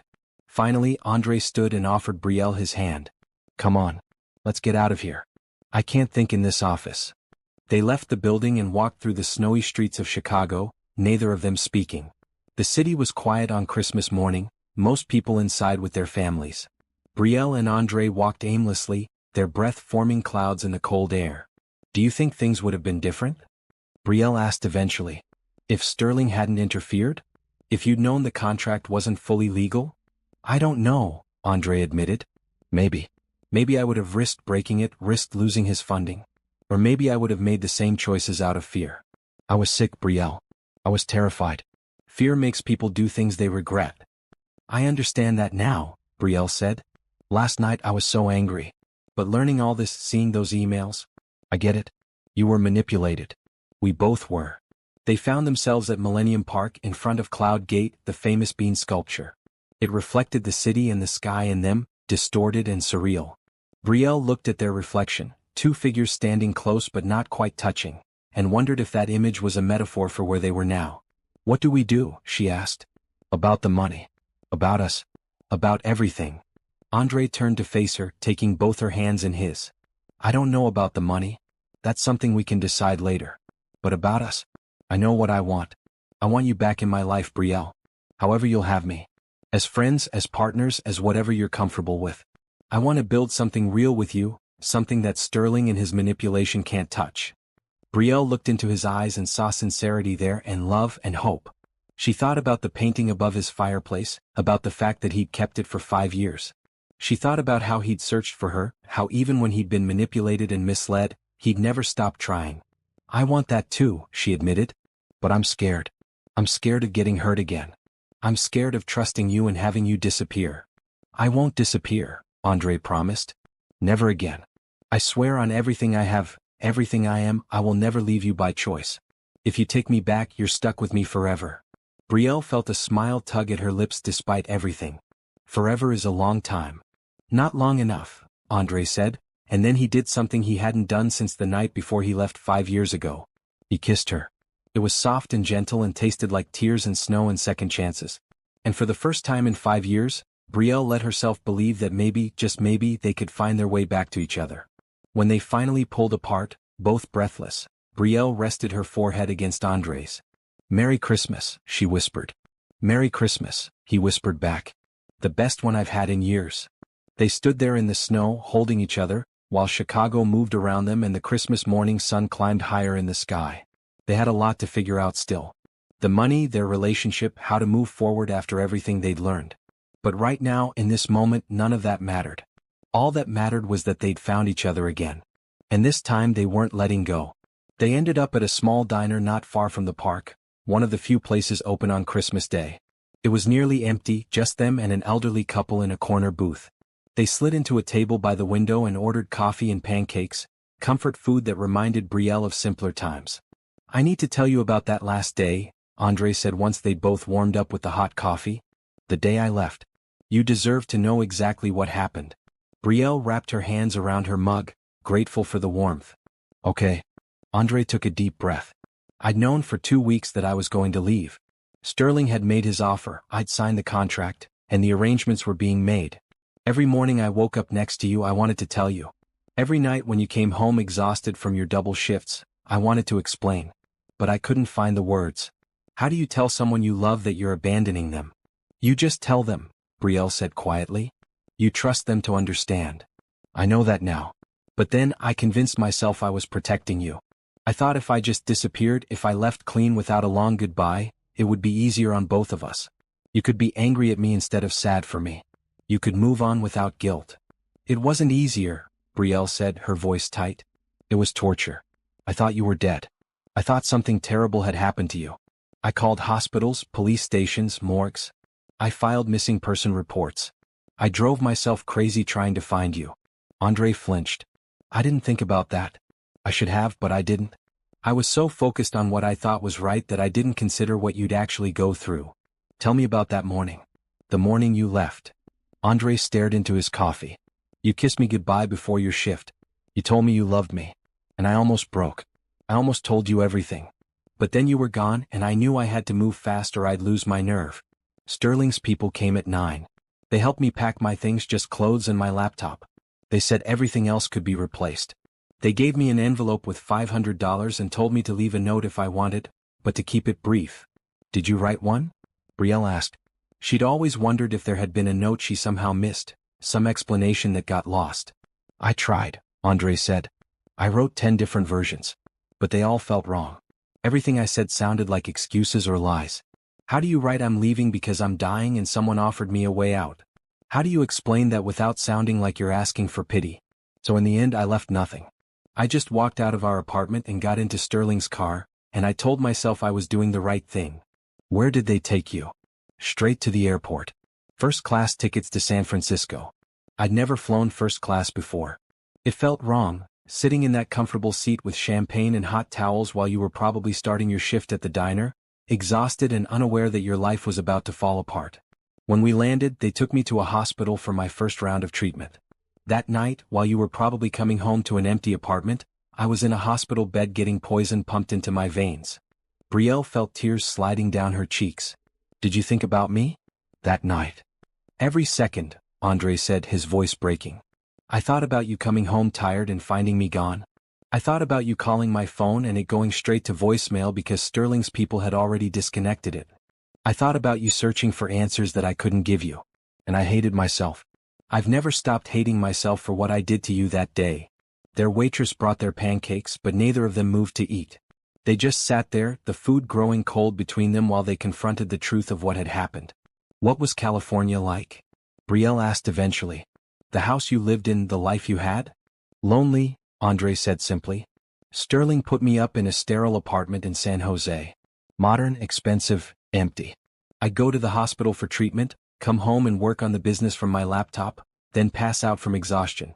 For 3 years that was my life. Treatment, work, sleep. Over and over. Sterling's assistant checked on me weekly to make sure I was staying focused. I had no friends. I wasn't allowed to make personal connections. The few people I interacted with were business contacts, and those relationships were purely professional. That sounds like prison. It felt like prison, Andre agreed. But it was a prison that kept me alive. Without Sterling's money, I would have died within 6 months. The doctors told me that later once I was in remission. They said my case was severe enough that without immediate aggressive treatment, I had no chance. Sterling saved my life even if his methods were cruel. Do you think he knew? Brielle asked. That what he was doing was wrong? That the contract terms were illegal? I'm sure he knew. Rebecca confirmed that his lawyers were aware. He just didn't care. To him, I was an investment. And investments need to be managed, controlled, optimized for maximum return. My personal happiness didn't factor into his calculations. The bitterness in Andre's voice was palpable. Brielle reached across the table and took his hand. But you survived. You got through it. And now he's dead and you're free. Am I free though? Andre asked, looking at their joined hands. Or am I still trapped by what he did? The fact that he's dead doesn't undo the 5 years he stole from us. It doesn't give us back the time we lost. No, Brielle agreed. But it does mean he can't hurt us anymore. We get to decide what happens next. He doesn't have that power anymore. They finally started eating, the pancakes soggy but sweet. Outside, snow continued to fall, and families walked by with children in bright winter coats, carrying new toys and wearing happy smiles. What do you think we should do? Andre asked. About Rebecca's offer? Brielle had been thinking about this since they left the office. I think we should take it. Both of us. But we should use it to help others. People who are in the situation you were in or the situation I've been in. People who are desperate and sick and have nowhere to turn. Andre's eyes lit up. A foundation. We could create a foundation that helps people access medical care when they can't afford it. And helps families of sick people too, Brielle added, warming to the idea. So they don't have to choose between rent and medicine. So they don't have to work 3 jobs and still fall behind. We could call it the Second Chance Foundation, Andre suggested. Or just the Washington Mitchell Foundation, Brielle said. No fancy names. Just our names working together to help people. They spent the next hour talking about possibilities, sketching ideas on napkins. They talked about grant programs and partnerships with hospitals. They talked about financial counseling and resource navigation. They got so caught up in planning that Brielle almost forgot about the weight of everything else they were dealing with. Finally, as the lunch rush started to fill the diner, they paid their bill and stepped back out into the cold. Where to now? Andre asked. I should get home, Brielle said. My mother will be wondering where I am. Can I come with you? Andre asked. I'd like to see her again. To apologize for disappearing the way I did. Brielle hesitated. Her mother had loved Andre once, had welcomed him into their family like the son she'd never had. But his leaving had hurt her too, and Brielle wasn't sure how she'd react to seeing him again. Okay, she said finally. But be prepared. My mama doesn't hold back when she's got something to say. They drove to Brielle's apartment, and Andre found street parking a block away. As they walked up to the building, Brielle noticed Andre looking around at the neighborhood with barely concealed concern. It's not great, Brielle admitted. But it's what I can afford. And it's close to the hospital and to Mama's doctors. I wasn't judging, Andre said quickly. I was just thinking about how you shouldn't have had to struggle this way. If Sterling hadn't interfered, if I'd been able to find you sooner, I could have helped. I survived, Brielle said, echoing his earlier words. I got through it. And I learned I was stronger than I thought. They climbed the stairs to the 3rd floor, and Brielle unlocked her apartment door. Inside, her mother was sitting on the couch, watching a Christmas movie and folding laundry. Patricia looked up when they entered, and her eyes went wide when she saw Andre. Mama, Brielle said, you remember Andre? Patricia stood slowly, her expression unreadable. She looked Andre up and down, taking in his expensive clothes and his nervous expression. I remember, she said finally. Andre stepped forward, his hands clasped in front of him. Mrs. Washington, I owe you an apology. A huge apology. What I did 5 years ago was wrong. I hurt your daughter and I hurt you too. There are reasons for what I did, but they don't excuse the pain I caused. I'm sorry. Truly, deeply sorry. Patricia studied him for a long moment, and Brielle held her breath. Then, slowly, her mother smiled. Well, at least you got some manners since you've been gone. Come here, boy. She opened her arms, and Andre crossed the room to hug her. Brielle saw tears in his eyes as Patricia patted his back. My daughter told me what happened, Patricia said, pulling back to look at him. About you being sick, about that awful man who kept you apart. That's a heavy burden to carry. Yes, ma'am, Andre said. But you're here now. That's what matters. You're here and you're trying to make it right. That counts for something. I'm trying, Andre agreed. But I have a long way to go to earn back your trust. And Brielle's. Trust is earned slowly but lost quickly, Patricia said. You remember that. My daughter gave you her heart once and you broke it. She gives it to you again, you better handle it with care. I will, Andre promised. I swear I will. Patricia nodded, satisfied. Good. Now sit down and tell me about this foundation Brielle mentioned. Seems like you two have been busy this morning. They spent the next few hours talking, the three of them gathered in the small living room. Andre explained everything to Patricia, showed her the documents from Rebecca, talked about the foundation they wanted to create. Patricia listened carefully, asking questions, offering suggestions. You should include mental health support too, she said at one point. Being sick is hard on the mind as much as the body. People need counseling, therapy, someone to talk to about what they're going through. That's brilliant, Andre said, making a note on his phone. I hadn't thought of that. That's why you need to include actual sick people and their families in your planning, Patricia said with a smile. We know what's needed because we've lived it. By the time evening came, they'd outlined a basic structure for the foundation. They'd need lawyers and accountants to make it official, but they had a vision. Something concrete they could work toward together. I should go, Andre said as darkness fell outside the windows. Let you two have your Christmas evening. You could stay for dinner, Patricia offered. It's nothing fancy, just leftovers from breakfast, but you're welcome. Andre looked at Brielle, who nodded. Stay. Please. So he stayed, and they ate sweet potato casserole and watched Christmas movies, and for a few hours, Brielle let herself imagine this was her life now. Andre back, her mother healthy, a future full of possibility instead of just survival. When Andre finally left, close to midnight, Brielle walked him downstairs to his car. Thank you for today, Andre said.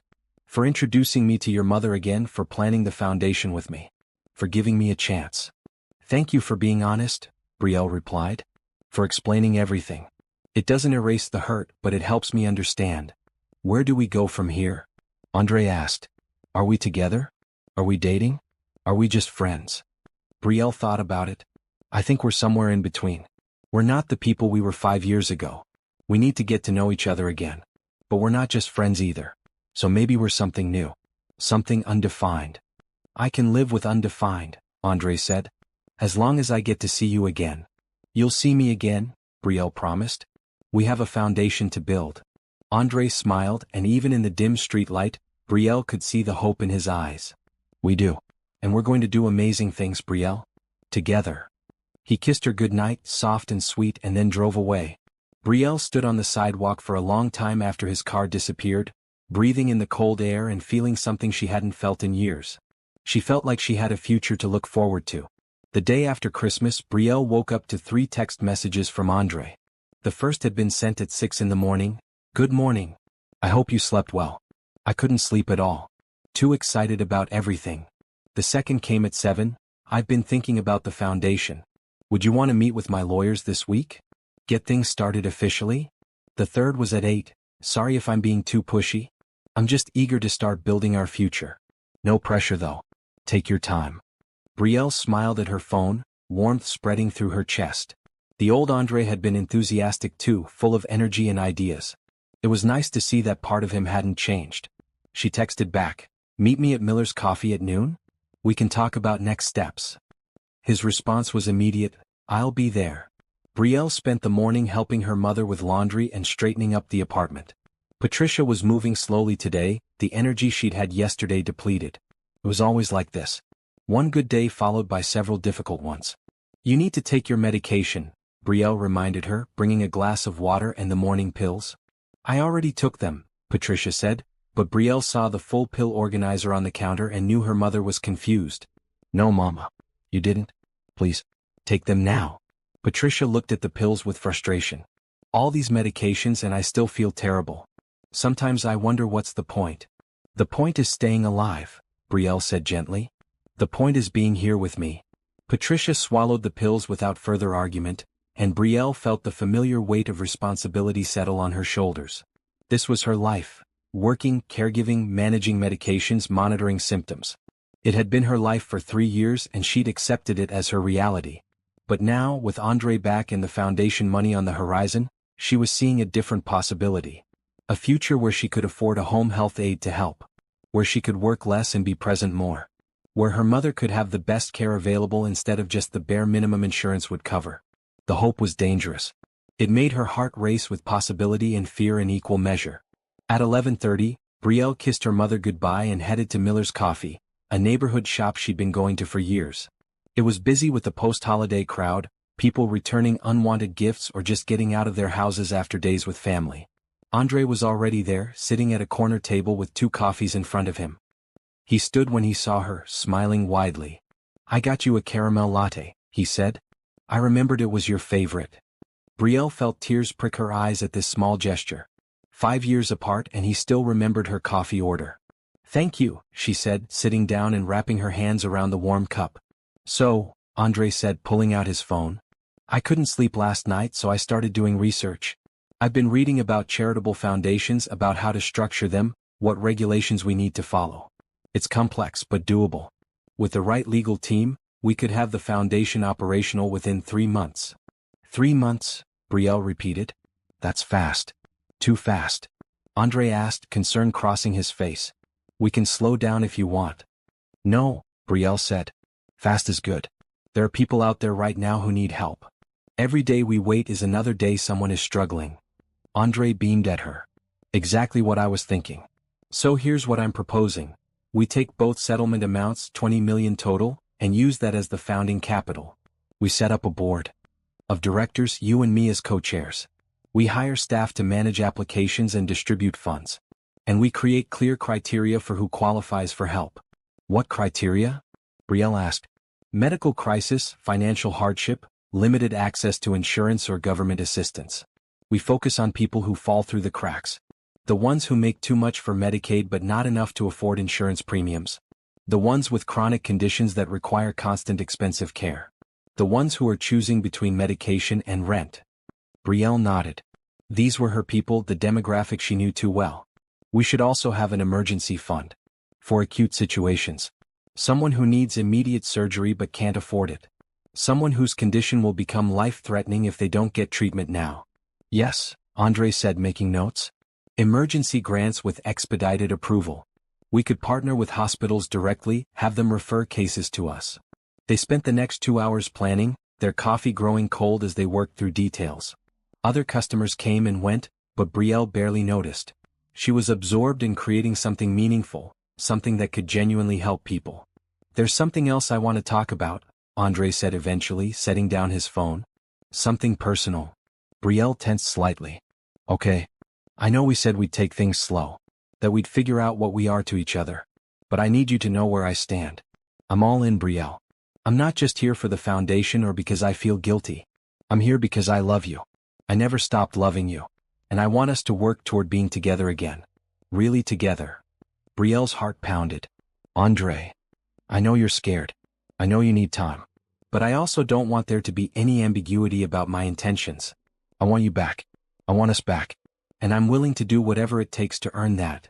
Brielle looked at him, at the sincerity in his eyes, and felt her carefully constructed walls crumble a little more. "I love you too," she admitted. "I've been trying not to. I've been trying to protect myself. But the truth is I never stopped loving you either. Not completely. There was always this part of me that held on to hope that you'd come back, that you'd explain, that we'd get another chance. We have that chance now," Andre said, reaching across the table to take her hand. "We have the chance to start over. Not to go back to what we were, but to become something new. Something stronger because we've both survived things that would have broken weaker people." "I'm still scared," Brielle confessed. "So am I," Andre said. "Terrified, actually. But I'd rather be scared with you than safe without you."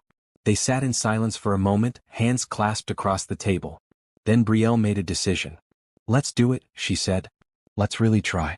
But we need to set some ground rules." "Whatever you want," Andre agreed immediately. "First we have to be honest. Completely honest. No more keeping secrets to protect each other. Something's wrong, we talk about it. If you're scared or struggling, you tell me. Deal?" "Deal." "Second, we move at my pace.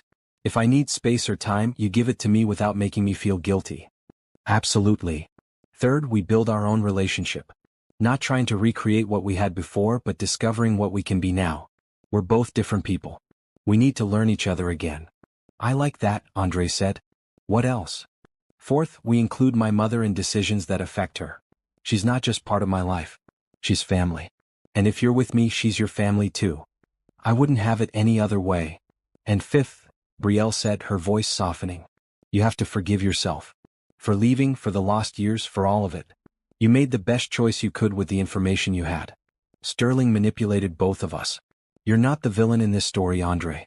You're a survivor just like me. Andre's eyes filled with tears. I don't know if I can forgive myself. Try, Brielle said. Because I can't move forward with someone who's constantly punishing himself for the past. We both need to let go of what happened and focus on what we're building now. Andre nodded, wiping his eyes. Okay, I'll try. That's all I can promise. That's enough. They left the coffee shop holding hands, and Brielle felt lighter than she had in years. There were still obstacles ahead, still conversations they needed to have and wounds that needed more time to heal. But they were moving forward together, and that was what mattered. Over the next week they fell into a routine. Andre would come by Brielle's apartment every morning before she went to work, bringing breakfast for her and Patricia.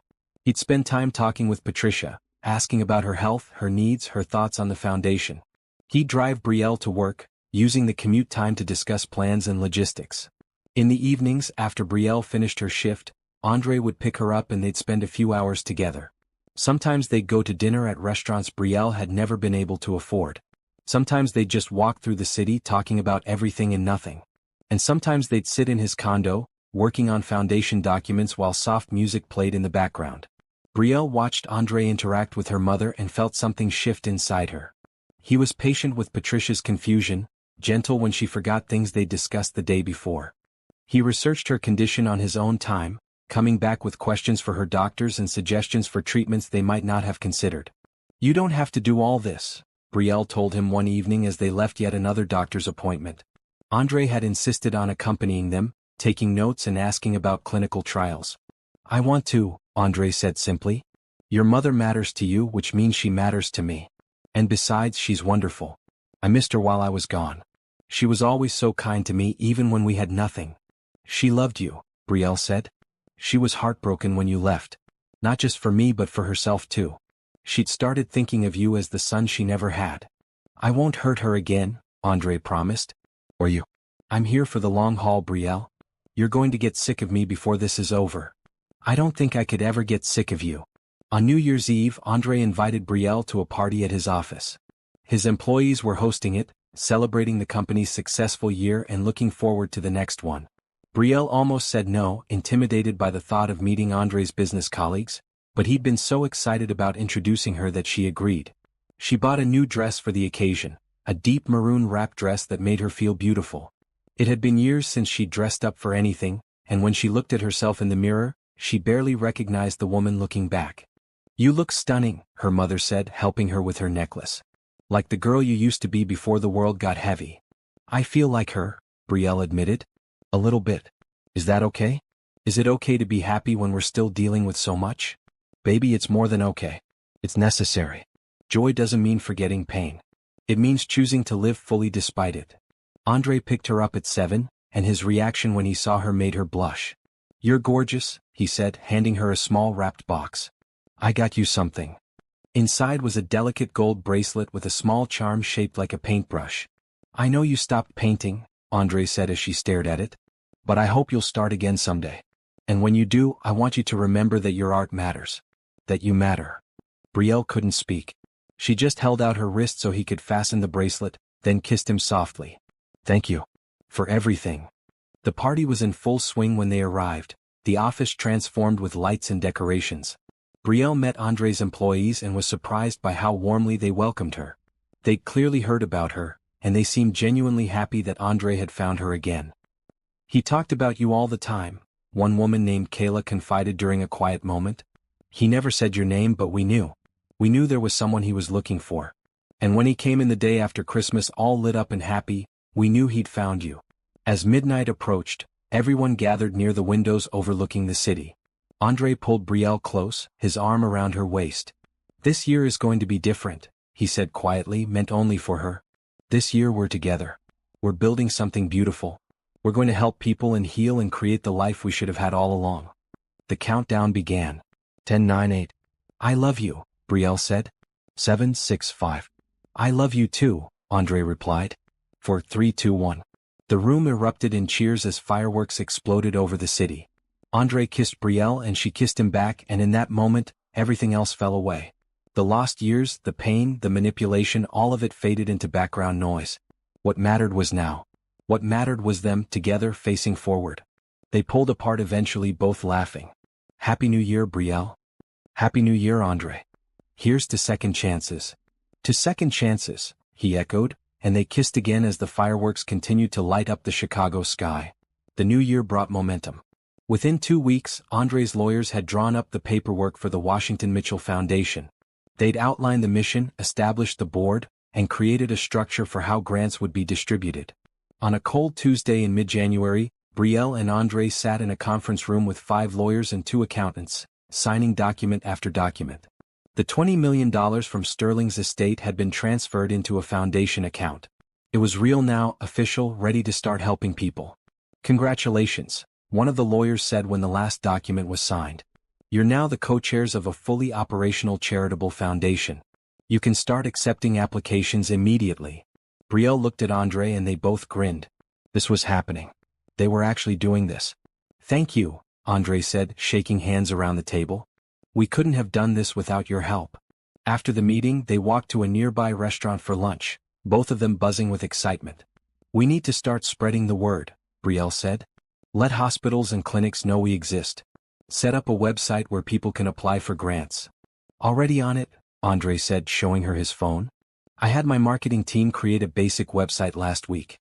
It's simple now, but it works. We can take applications starting tomorrow. You're amazing, Brielle said, and meant it. We're amazing, Andre corrected. This is a team effort. Over lunch, Andre's phone buzzed with a call. He glanced at it, frowned, and answered. Andre Mitchell speaking. Yes, this is he. When? I see. I'll be there as soon as possible. He hung up and looked at Brielle, his expression serious. That was Memorial Hospital. Your mother's doctor wants to see us. Both of us. This afternoon if possible. Brielle felt her stomach drop. What? What's wrong? Is she okay? He wouldn't say over the phone. Just that it's important we come in. They abandoned their lunch and drove immediately to the hospital. Brielle tried calling her mother but got no answer, which made her anxiety spike higher. Had something happened? Had her mother collapsed? Was she in the emergency room?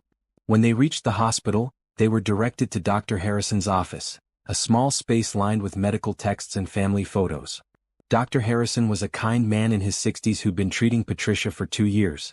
He stood when they entered, his expression somber. Please sit down. Brielle grabbed Andre's hand, needing the support. Is my mother okay?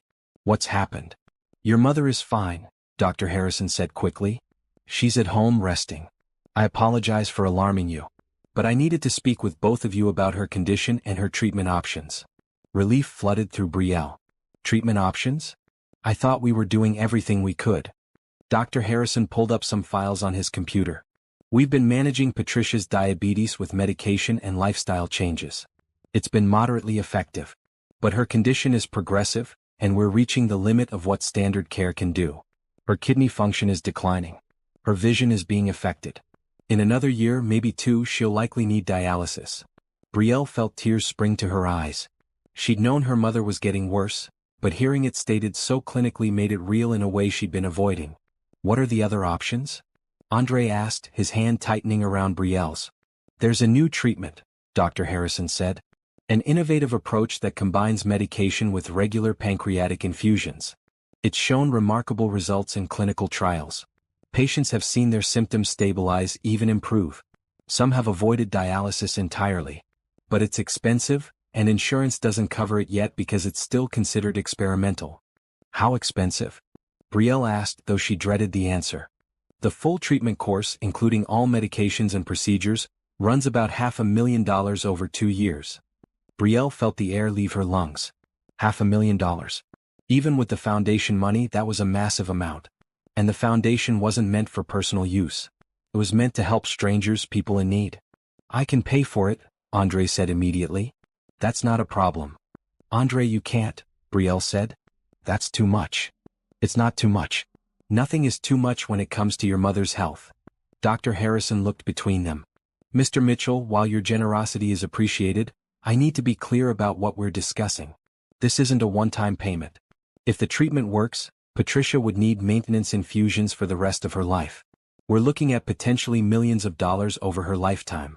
Then we'll pay millions of dollars, Andre said firmly. Money isn't the issue here. Brielle pulled her hand away from Andre's. It is the issue. I can't let you spend that kind of money on my mother. It's not right. Why not? Andre asked, genuinely confused. I have the money. I want to help. Your mother deserves the best care available. Because it makes me feel like I owe you, Brielle said, her voice rising. Like I'm with you because of what you can provide, not because I love you. The room fell silent. Dr. Harrison looked uncomfortable, clearly wishing he wasn't witnessing this conversation. Andre turned to face Brielle fully. Is that what you think? That I'm trying to buy your love with money? No, Brielle said quickly, then hesitated. I don't know. Maybe. All of this is moving so fast. The foundation, us getting back together, and now this. It feels like you're trying to fix everything with money, and some things can't be fixed that way. Your mother's health can be, Andre said gently. This isn't about us, Brielle. This is about giving Patricia a chance at a better life. Don't let your pride or your fear about our relationship deny her that chance. Brielle knew he was right, but accepting felt impossible. All her life she'd taken care of herself and her mother. She'd never relied on anyone, never asked for help. The idea of accepting such a massive amount of money, even from someone she loved, went against everything she'd taught herself. I need to think about this, she said finally. Dr. Harrison cleared his throat.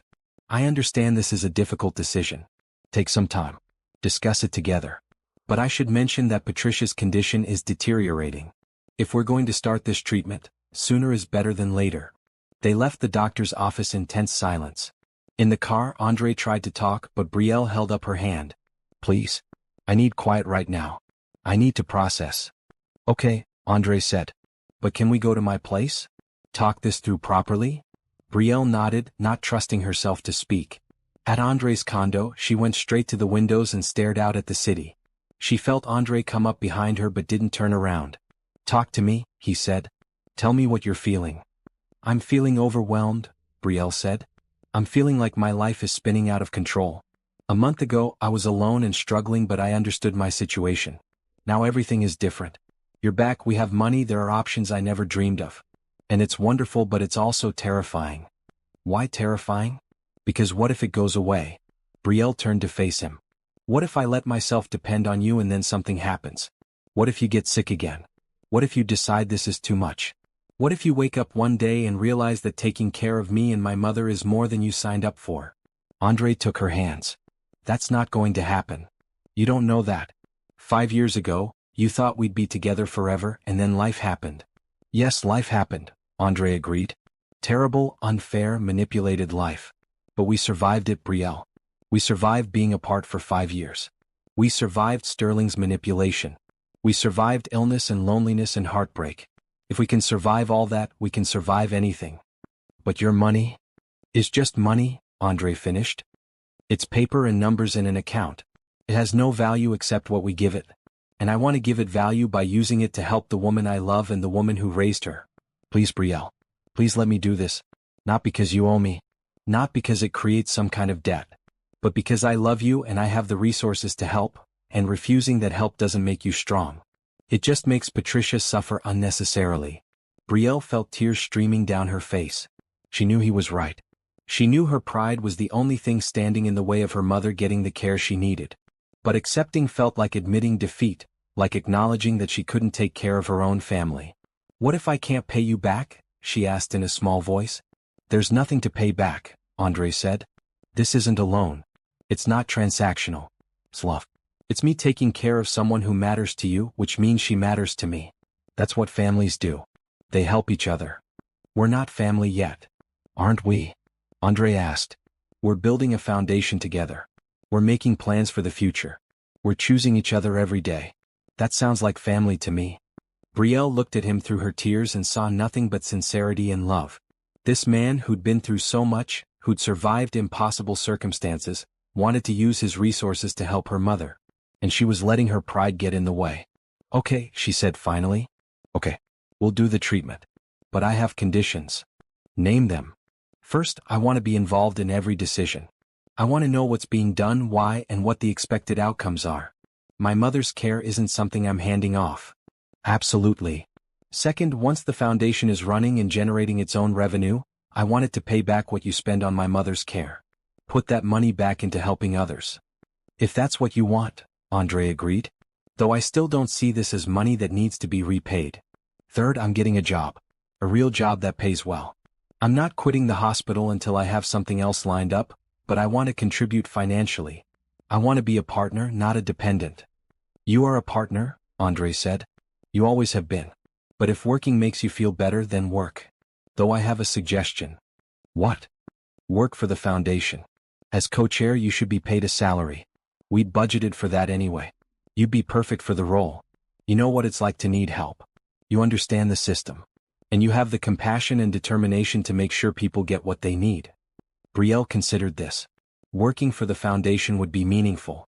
It would be using her experience to help others. And it would be a true partnership with Andre, building something together.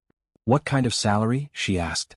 Andre pulled out his phone and showed her the budget the lawyers had created. The salary listed for the co-chairs made Brielle's eyes widen. That's more than I make in a year at the hospital. It's competitive for a position of this responsibility, Andre said. And it's what you deserve. You'd be making life-changing decisions for hundreds of people. That's worth compensating fairly. Brielle took a deep breath. Okay. Yes. I'll work for the foundation. I'll talk to the hospital about transitioning out over the next month. And the treatment for your mother? Yes, Brielle said, feeling the words settle into place. Yes, we'll do it.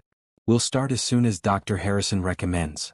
Andre pulled her into a hug and Brielle let herself relax into his arms.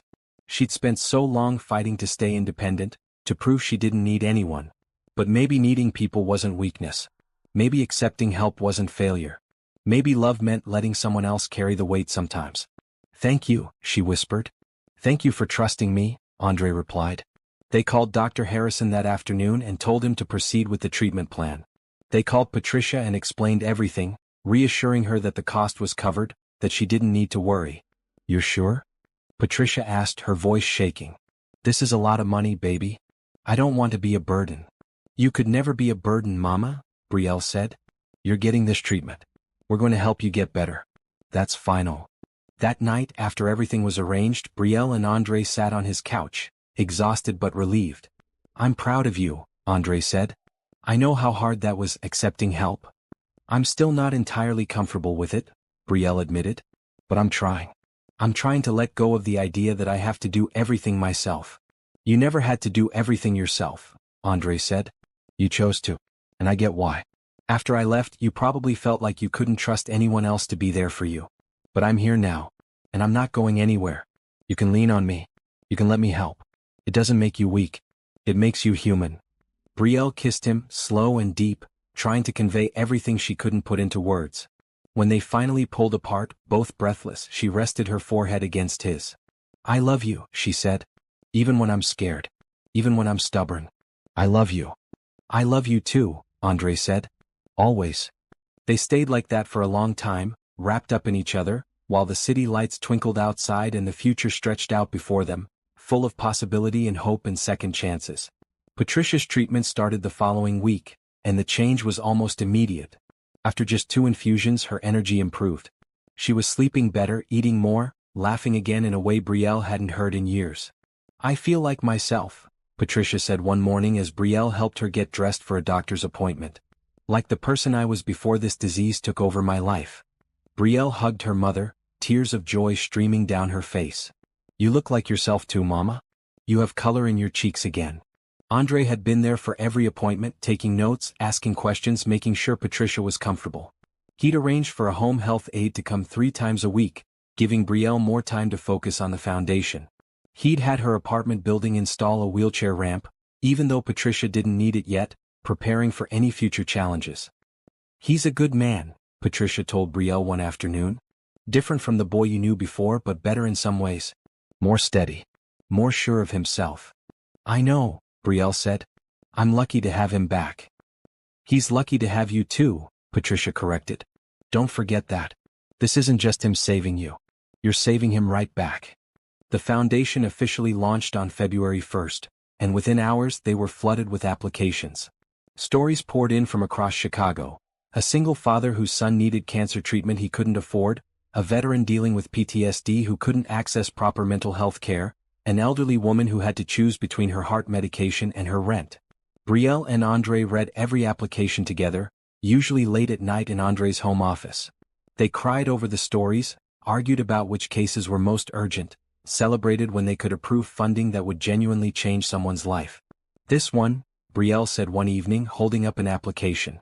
Rebecca Johnson, 53 years old, diagnosed with breast cancer. She has insurance but the deductible is $15,000. She's a schoolteacher. She'll lose her house if she has to pay that out of pocket. Approved, Andre said immediately. Full amount, plus an extra $5,000 for living expenses while she's in treatment and can't work. They approved 12 applications that night, distributing nearly $200,000 in grants. It was exhausting and emotional and the most meaningful work Brielle had ever done. We're making a difference, she said as they finally shut down the computer at 2 a.m. We are, Andre agreed. And this is just the beginning. Wait until word really spreads. Wait until we partner with more hospitals, more clinics. We could help thousands of people. Brielle had officially quit her job at the hospital administration office, giving a month's notice that ended on February 15th. Her last day was bittersweet. She'd made friends there, had found purpose in helping patients navigate the complicated medical system. But she was moving on to something bigger now, something that would let her help even more people. Her co-workers threw her a small party, and several of them pulled her aside to ask about the foundation. I have a cousin who needs help, one woman said. Her husband has ALS. They're drowning in medical debt. Could she apply? Absolutely, Brielle said, giving her the website information. We review applications within 48 hours. If she qualifies, we can get her funding within a week. Word about the foundation spread through the hospital like wildfire. By the end of her last shift, Brielle had given out the website to at least 20 people. She left feeling like she was making the right choice, even if it was scary stepping away from the security of a steady paycheck. How do you feel? Andre asked that night over dinner at a quiet Italian restaurant. Terrified, Brielle admitted, but excited. For the first time in my life, I'm doing work that feels truly important. Not just important to me but important to the world. You were always important to the world, Andre said, reaching across the table to take her hand. You just couldn't see it. They'd settled into a rhythm now, spending most nights together but still maintaining separate homes. Brielle wasn't ready to officially move in with Andre, though she kept more and more of her things at his place. It felt safer this way, maintaining some independence while building their life together. In early March, the foundation received an application that stopped them both cold. It was from a young man named Tyler, 26 years old, diagnosed with the same rare blood disorder Andre had fought years ago. He'd been told he needed immediate treatment, but he had no insurance and no way to pay. This is me, Andre said, his voice shaking as he read the application. This could have been me if Sterling hadn't offered to help. Then we help him, Brielle said immediately. We cover everything. Treatment, medication, living expenses. Everything. That could run over $1 million, Andre said. I don't care. This is what the foundation is for. This is exactly the kind of situation we're meant to address. They approved Tyler's application that night, and 2 days later, he was starting treatment at the same hospital where Andre had been treated. Andre insisted on meeting him, on being there to offer support and understanding. You're going to get through this, Andre told Tyler in the hospital room before his first chemotherapy session. I know it's scary. I know you probably feel like you're going to die. But you won't. You're going to fight and you're going to win and you're going to have a whole life ahead of you.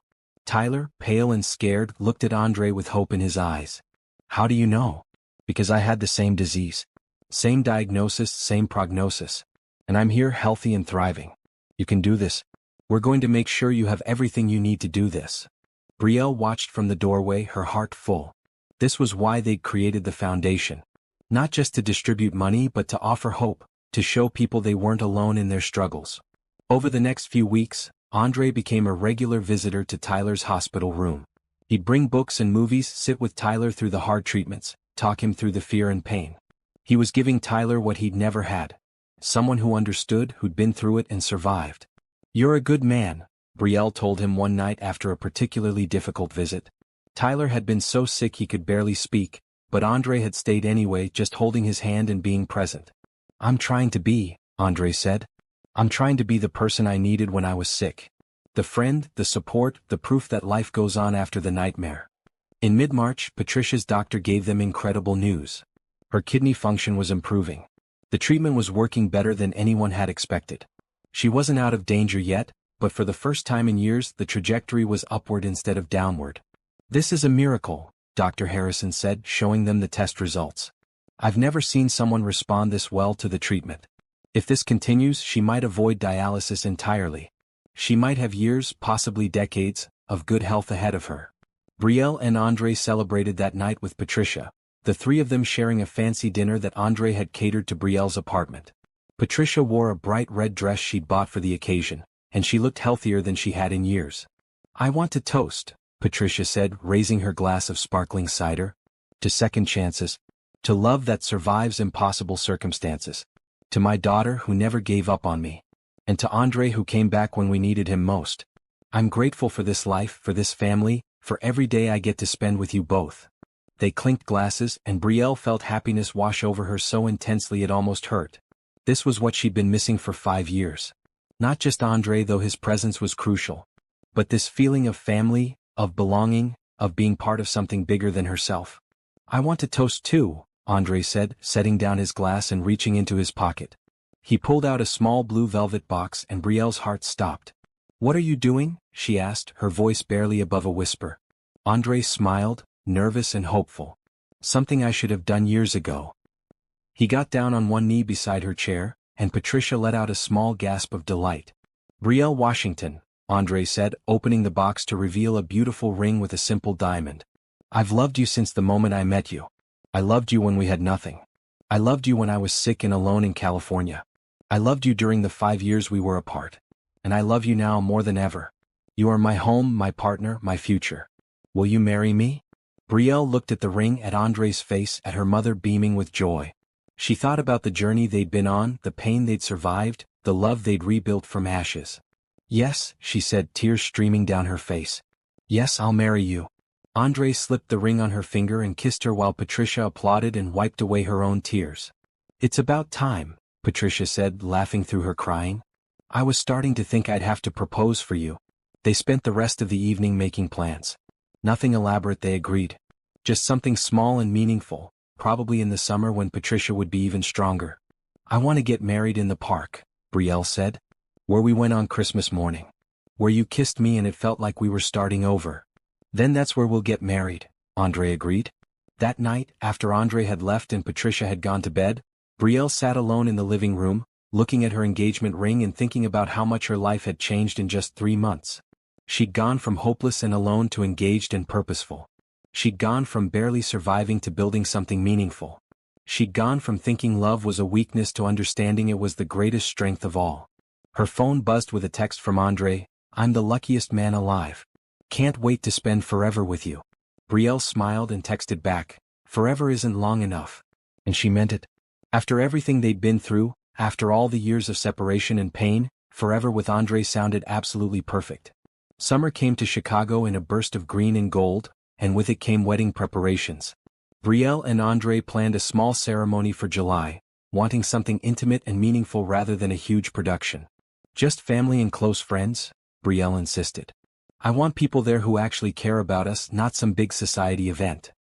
"Whatever you want," Andre agreed. "As long as I get to marry you, nothing else matters." The foundation was thriving beyond their wildest expectations. They'd helped over 300 families in 6 months, distributing nearly $8 million in grants. They'd hired a small staff to handle applications and coordinate with hospitals. They'd formed partnerships with medical centers across Chicago and were planning to expand to other cities.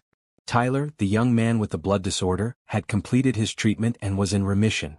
He'd started working for the foundation as an outreach coordinator, visiting hospitals and talking to patients about resources available to them. His story gave hope to everyone who heard it. "You saved my life," Tyler told Andre and Brielle at a foundation event in May. "Not just with the money but with the support. You showed me I wasn't alone. That's worth more than anything." Patricia's health continued to improve dramatically. By June, her doctors were calling her their miracle patient. She'd started volunteering at a senior center, teaching art classes and mentoring other people dealing with chronic illnesses. "I spent so long being sick," she told Brielle one afternoon. "Now I want to spend whatever time I have left being useful. Helping other people understand that illness doesn't define you." The wedding day arrived with perfect summer weather. They'd chosen Millennium Park's Lurie Garden, a beautiful green space in the heart of the city. 50 guests filled the chairs they'd set up, everyone dressed in bright summer colors. Brielle wore a simple white dress with blue flowers embroidered on the bodice, the blue matching Andre's suit. She carried a bouquet of wildflowers that Patricia had helped her pick that morning. She'd never felt more beautiful. "You ready for this?" Patricia asked, appearing beside her as guests took their seats. "So ready," Brielle said. "This feels right, Mama. Like everything that happened before was leading us here." "Maybe it was," Patricia said. "Maybe you both needed to grow separately before you could grow together. You're not the same people you were 5 years ago. You're stronger, wiser, more sure of what you want." Music began to play, a string quartet Andre had hired. Patricia walked down the aisle first, beaming with pride and health. Then it was Brielle's turn, walking alone because that's how she wanted it. She was choosing this on her own as an independent woman, not being given away like property. Andre stood at the front under an arch covered in flowers, and the look on his face when he saw her took Brielle's breath away. Pure love, pure joy, pure certainty. The ceremony was short and sweet. They'd written their own vows, personal promises that meant more than any traditional words. "Brielle," Andre said, holding both her hands, "I vow to never leave you again. I vow to be honest even when the truth is hard. I vow to support your dreams and celebrate your victories. I vow to stand beside you in sickness and health, in poverty and wealth, in joy and sorrow. You are my heart, my home, my forever. I choose you today and every day for the rest of my life." Brielle's voice shook as she spoke her own vows. "Andre, I vow to trust you even when fear tells me to guard my heart.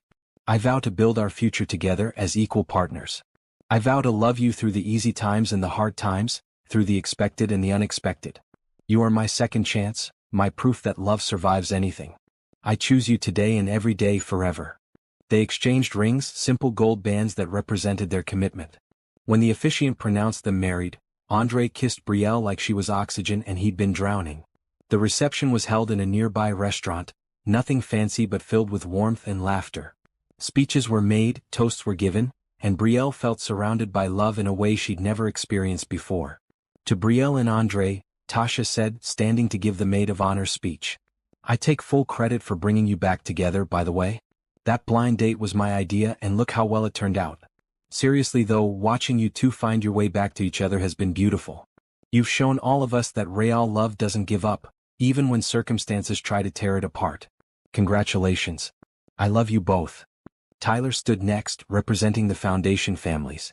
"Mr. Mitchell and Mrs. Mitchell," he said, causing Brielle to tear up at hearing her new name. "You saved my life, but more than that, you gave me hope. The foundation you built is changing the world, one family at a time. And your love story reminds all of us that second chances are real. Thank you for everything." When the speeches ended and dancing began, Andre pulled Brielle onto the floor for their first dance as husband and wife. "How does it feel?" he asked as they swayed to the music. "Perfect," Brielle said. "Absolutely perfect. A year ago, I never would have believed this was possible. I was so alone, so convinced I'd never be happy again. And now I have everything. You, my mother's health, meaningful work, a future full of possibility. I'm the luckiest woman alive." "I'm the lucky one," Andre insisted. "You gave me a second chance when you had every right to say no. You trusted me when I hadn't earned that trust. You let me back into your life and your heart. That's a gift I'll never take for granted." They danced until the sun set, until the summer stars came out over Chicago. They celebrated with friends and family, cut their cake, tossed the bouquet. And through it all, Brielle felt a happiness so deep and complete that it brought tears to her eyes. As the evening wound down, Andre took Brielle's hand and led her away from the party, back to the spot in Millennium Park where he'd first kissed her on Christmas morning. "I have something for you," he said, pulling a wrapped box from his jacket pocket. "You've already given me everything," Brielle said. "Not everything. Open it." Inside the box was a set of professional paintbrushes and a gift certificate to an art supply store for $1,000. "I know you stopped painting," Andre said softly. "But I hope you'll start again. You have so much beauty inside you, Brielle. So much talent. The world deserves to see what you create. Brielle held the brushes, feeling their weight in her hands. She hadn't picked up a paintbrush in 5 years, had convinced herself that part of her life was over. What would I even paint? She asked. Whatever speaks to you. Maybe our story. Maybe the people we've helped through the foundation. Maybe just colors and light and feeling. It doesn't matter what. Just that you're creating again. Brielle kissed him, deep and grateful. Thank you. For believing in me. For seeing me as more than I see myself. That's what love does, Andre said. It shows us who we really are. They stood there as the summer night deepened, holding each other and looking out at the city that had witnessed their pain and their healing.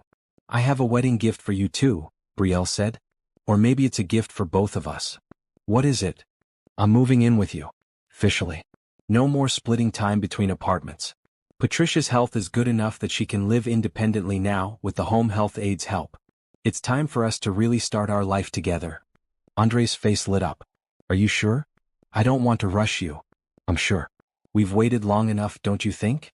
5 years apart, then nearly a year of dating. I'm ready to be your wife in every way.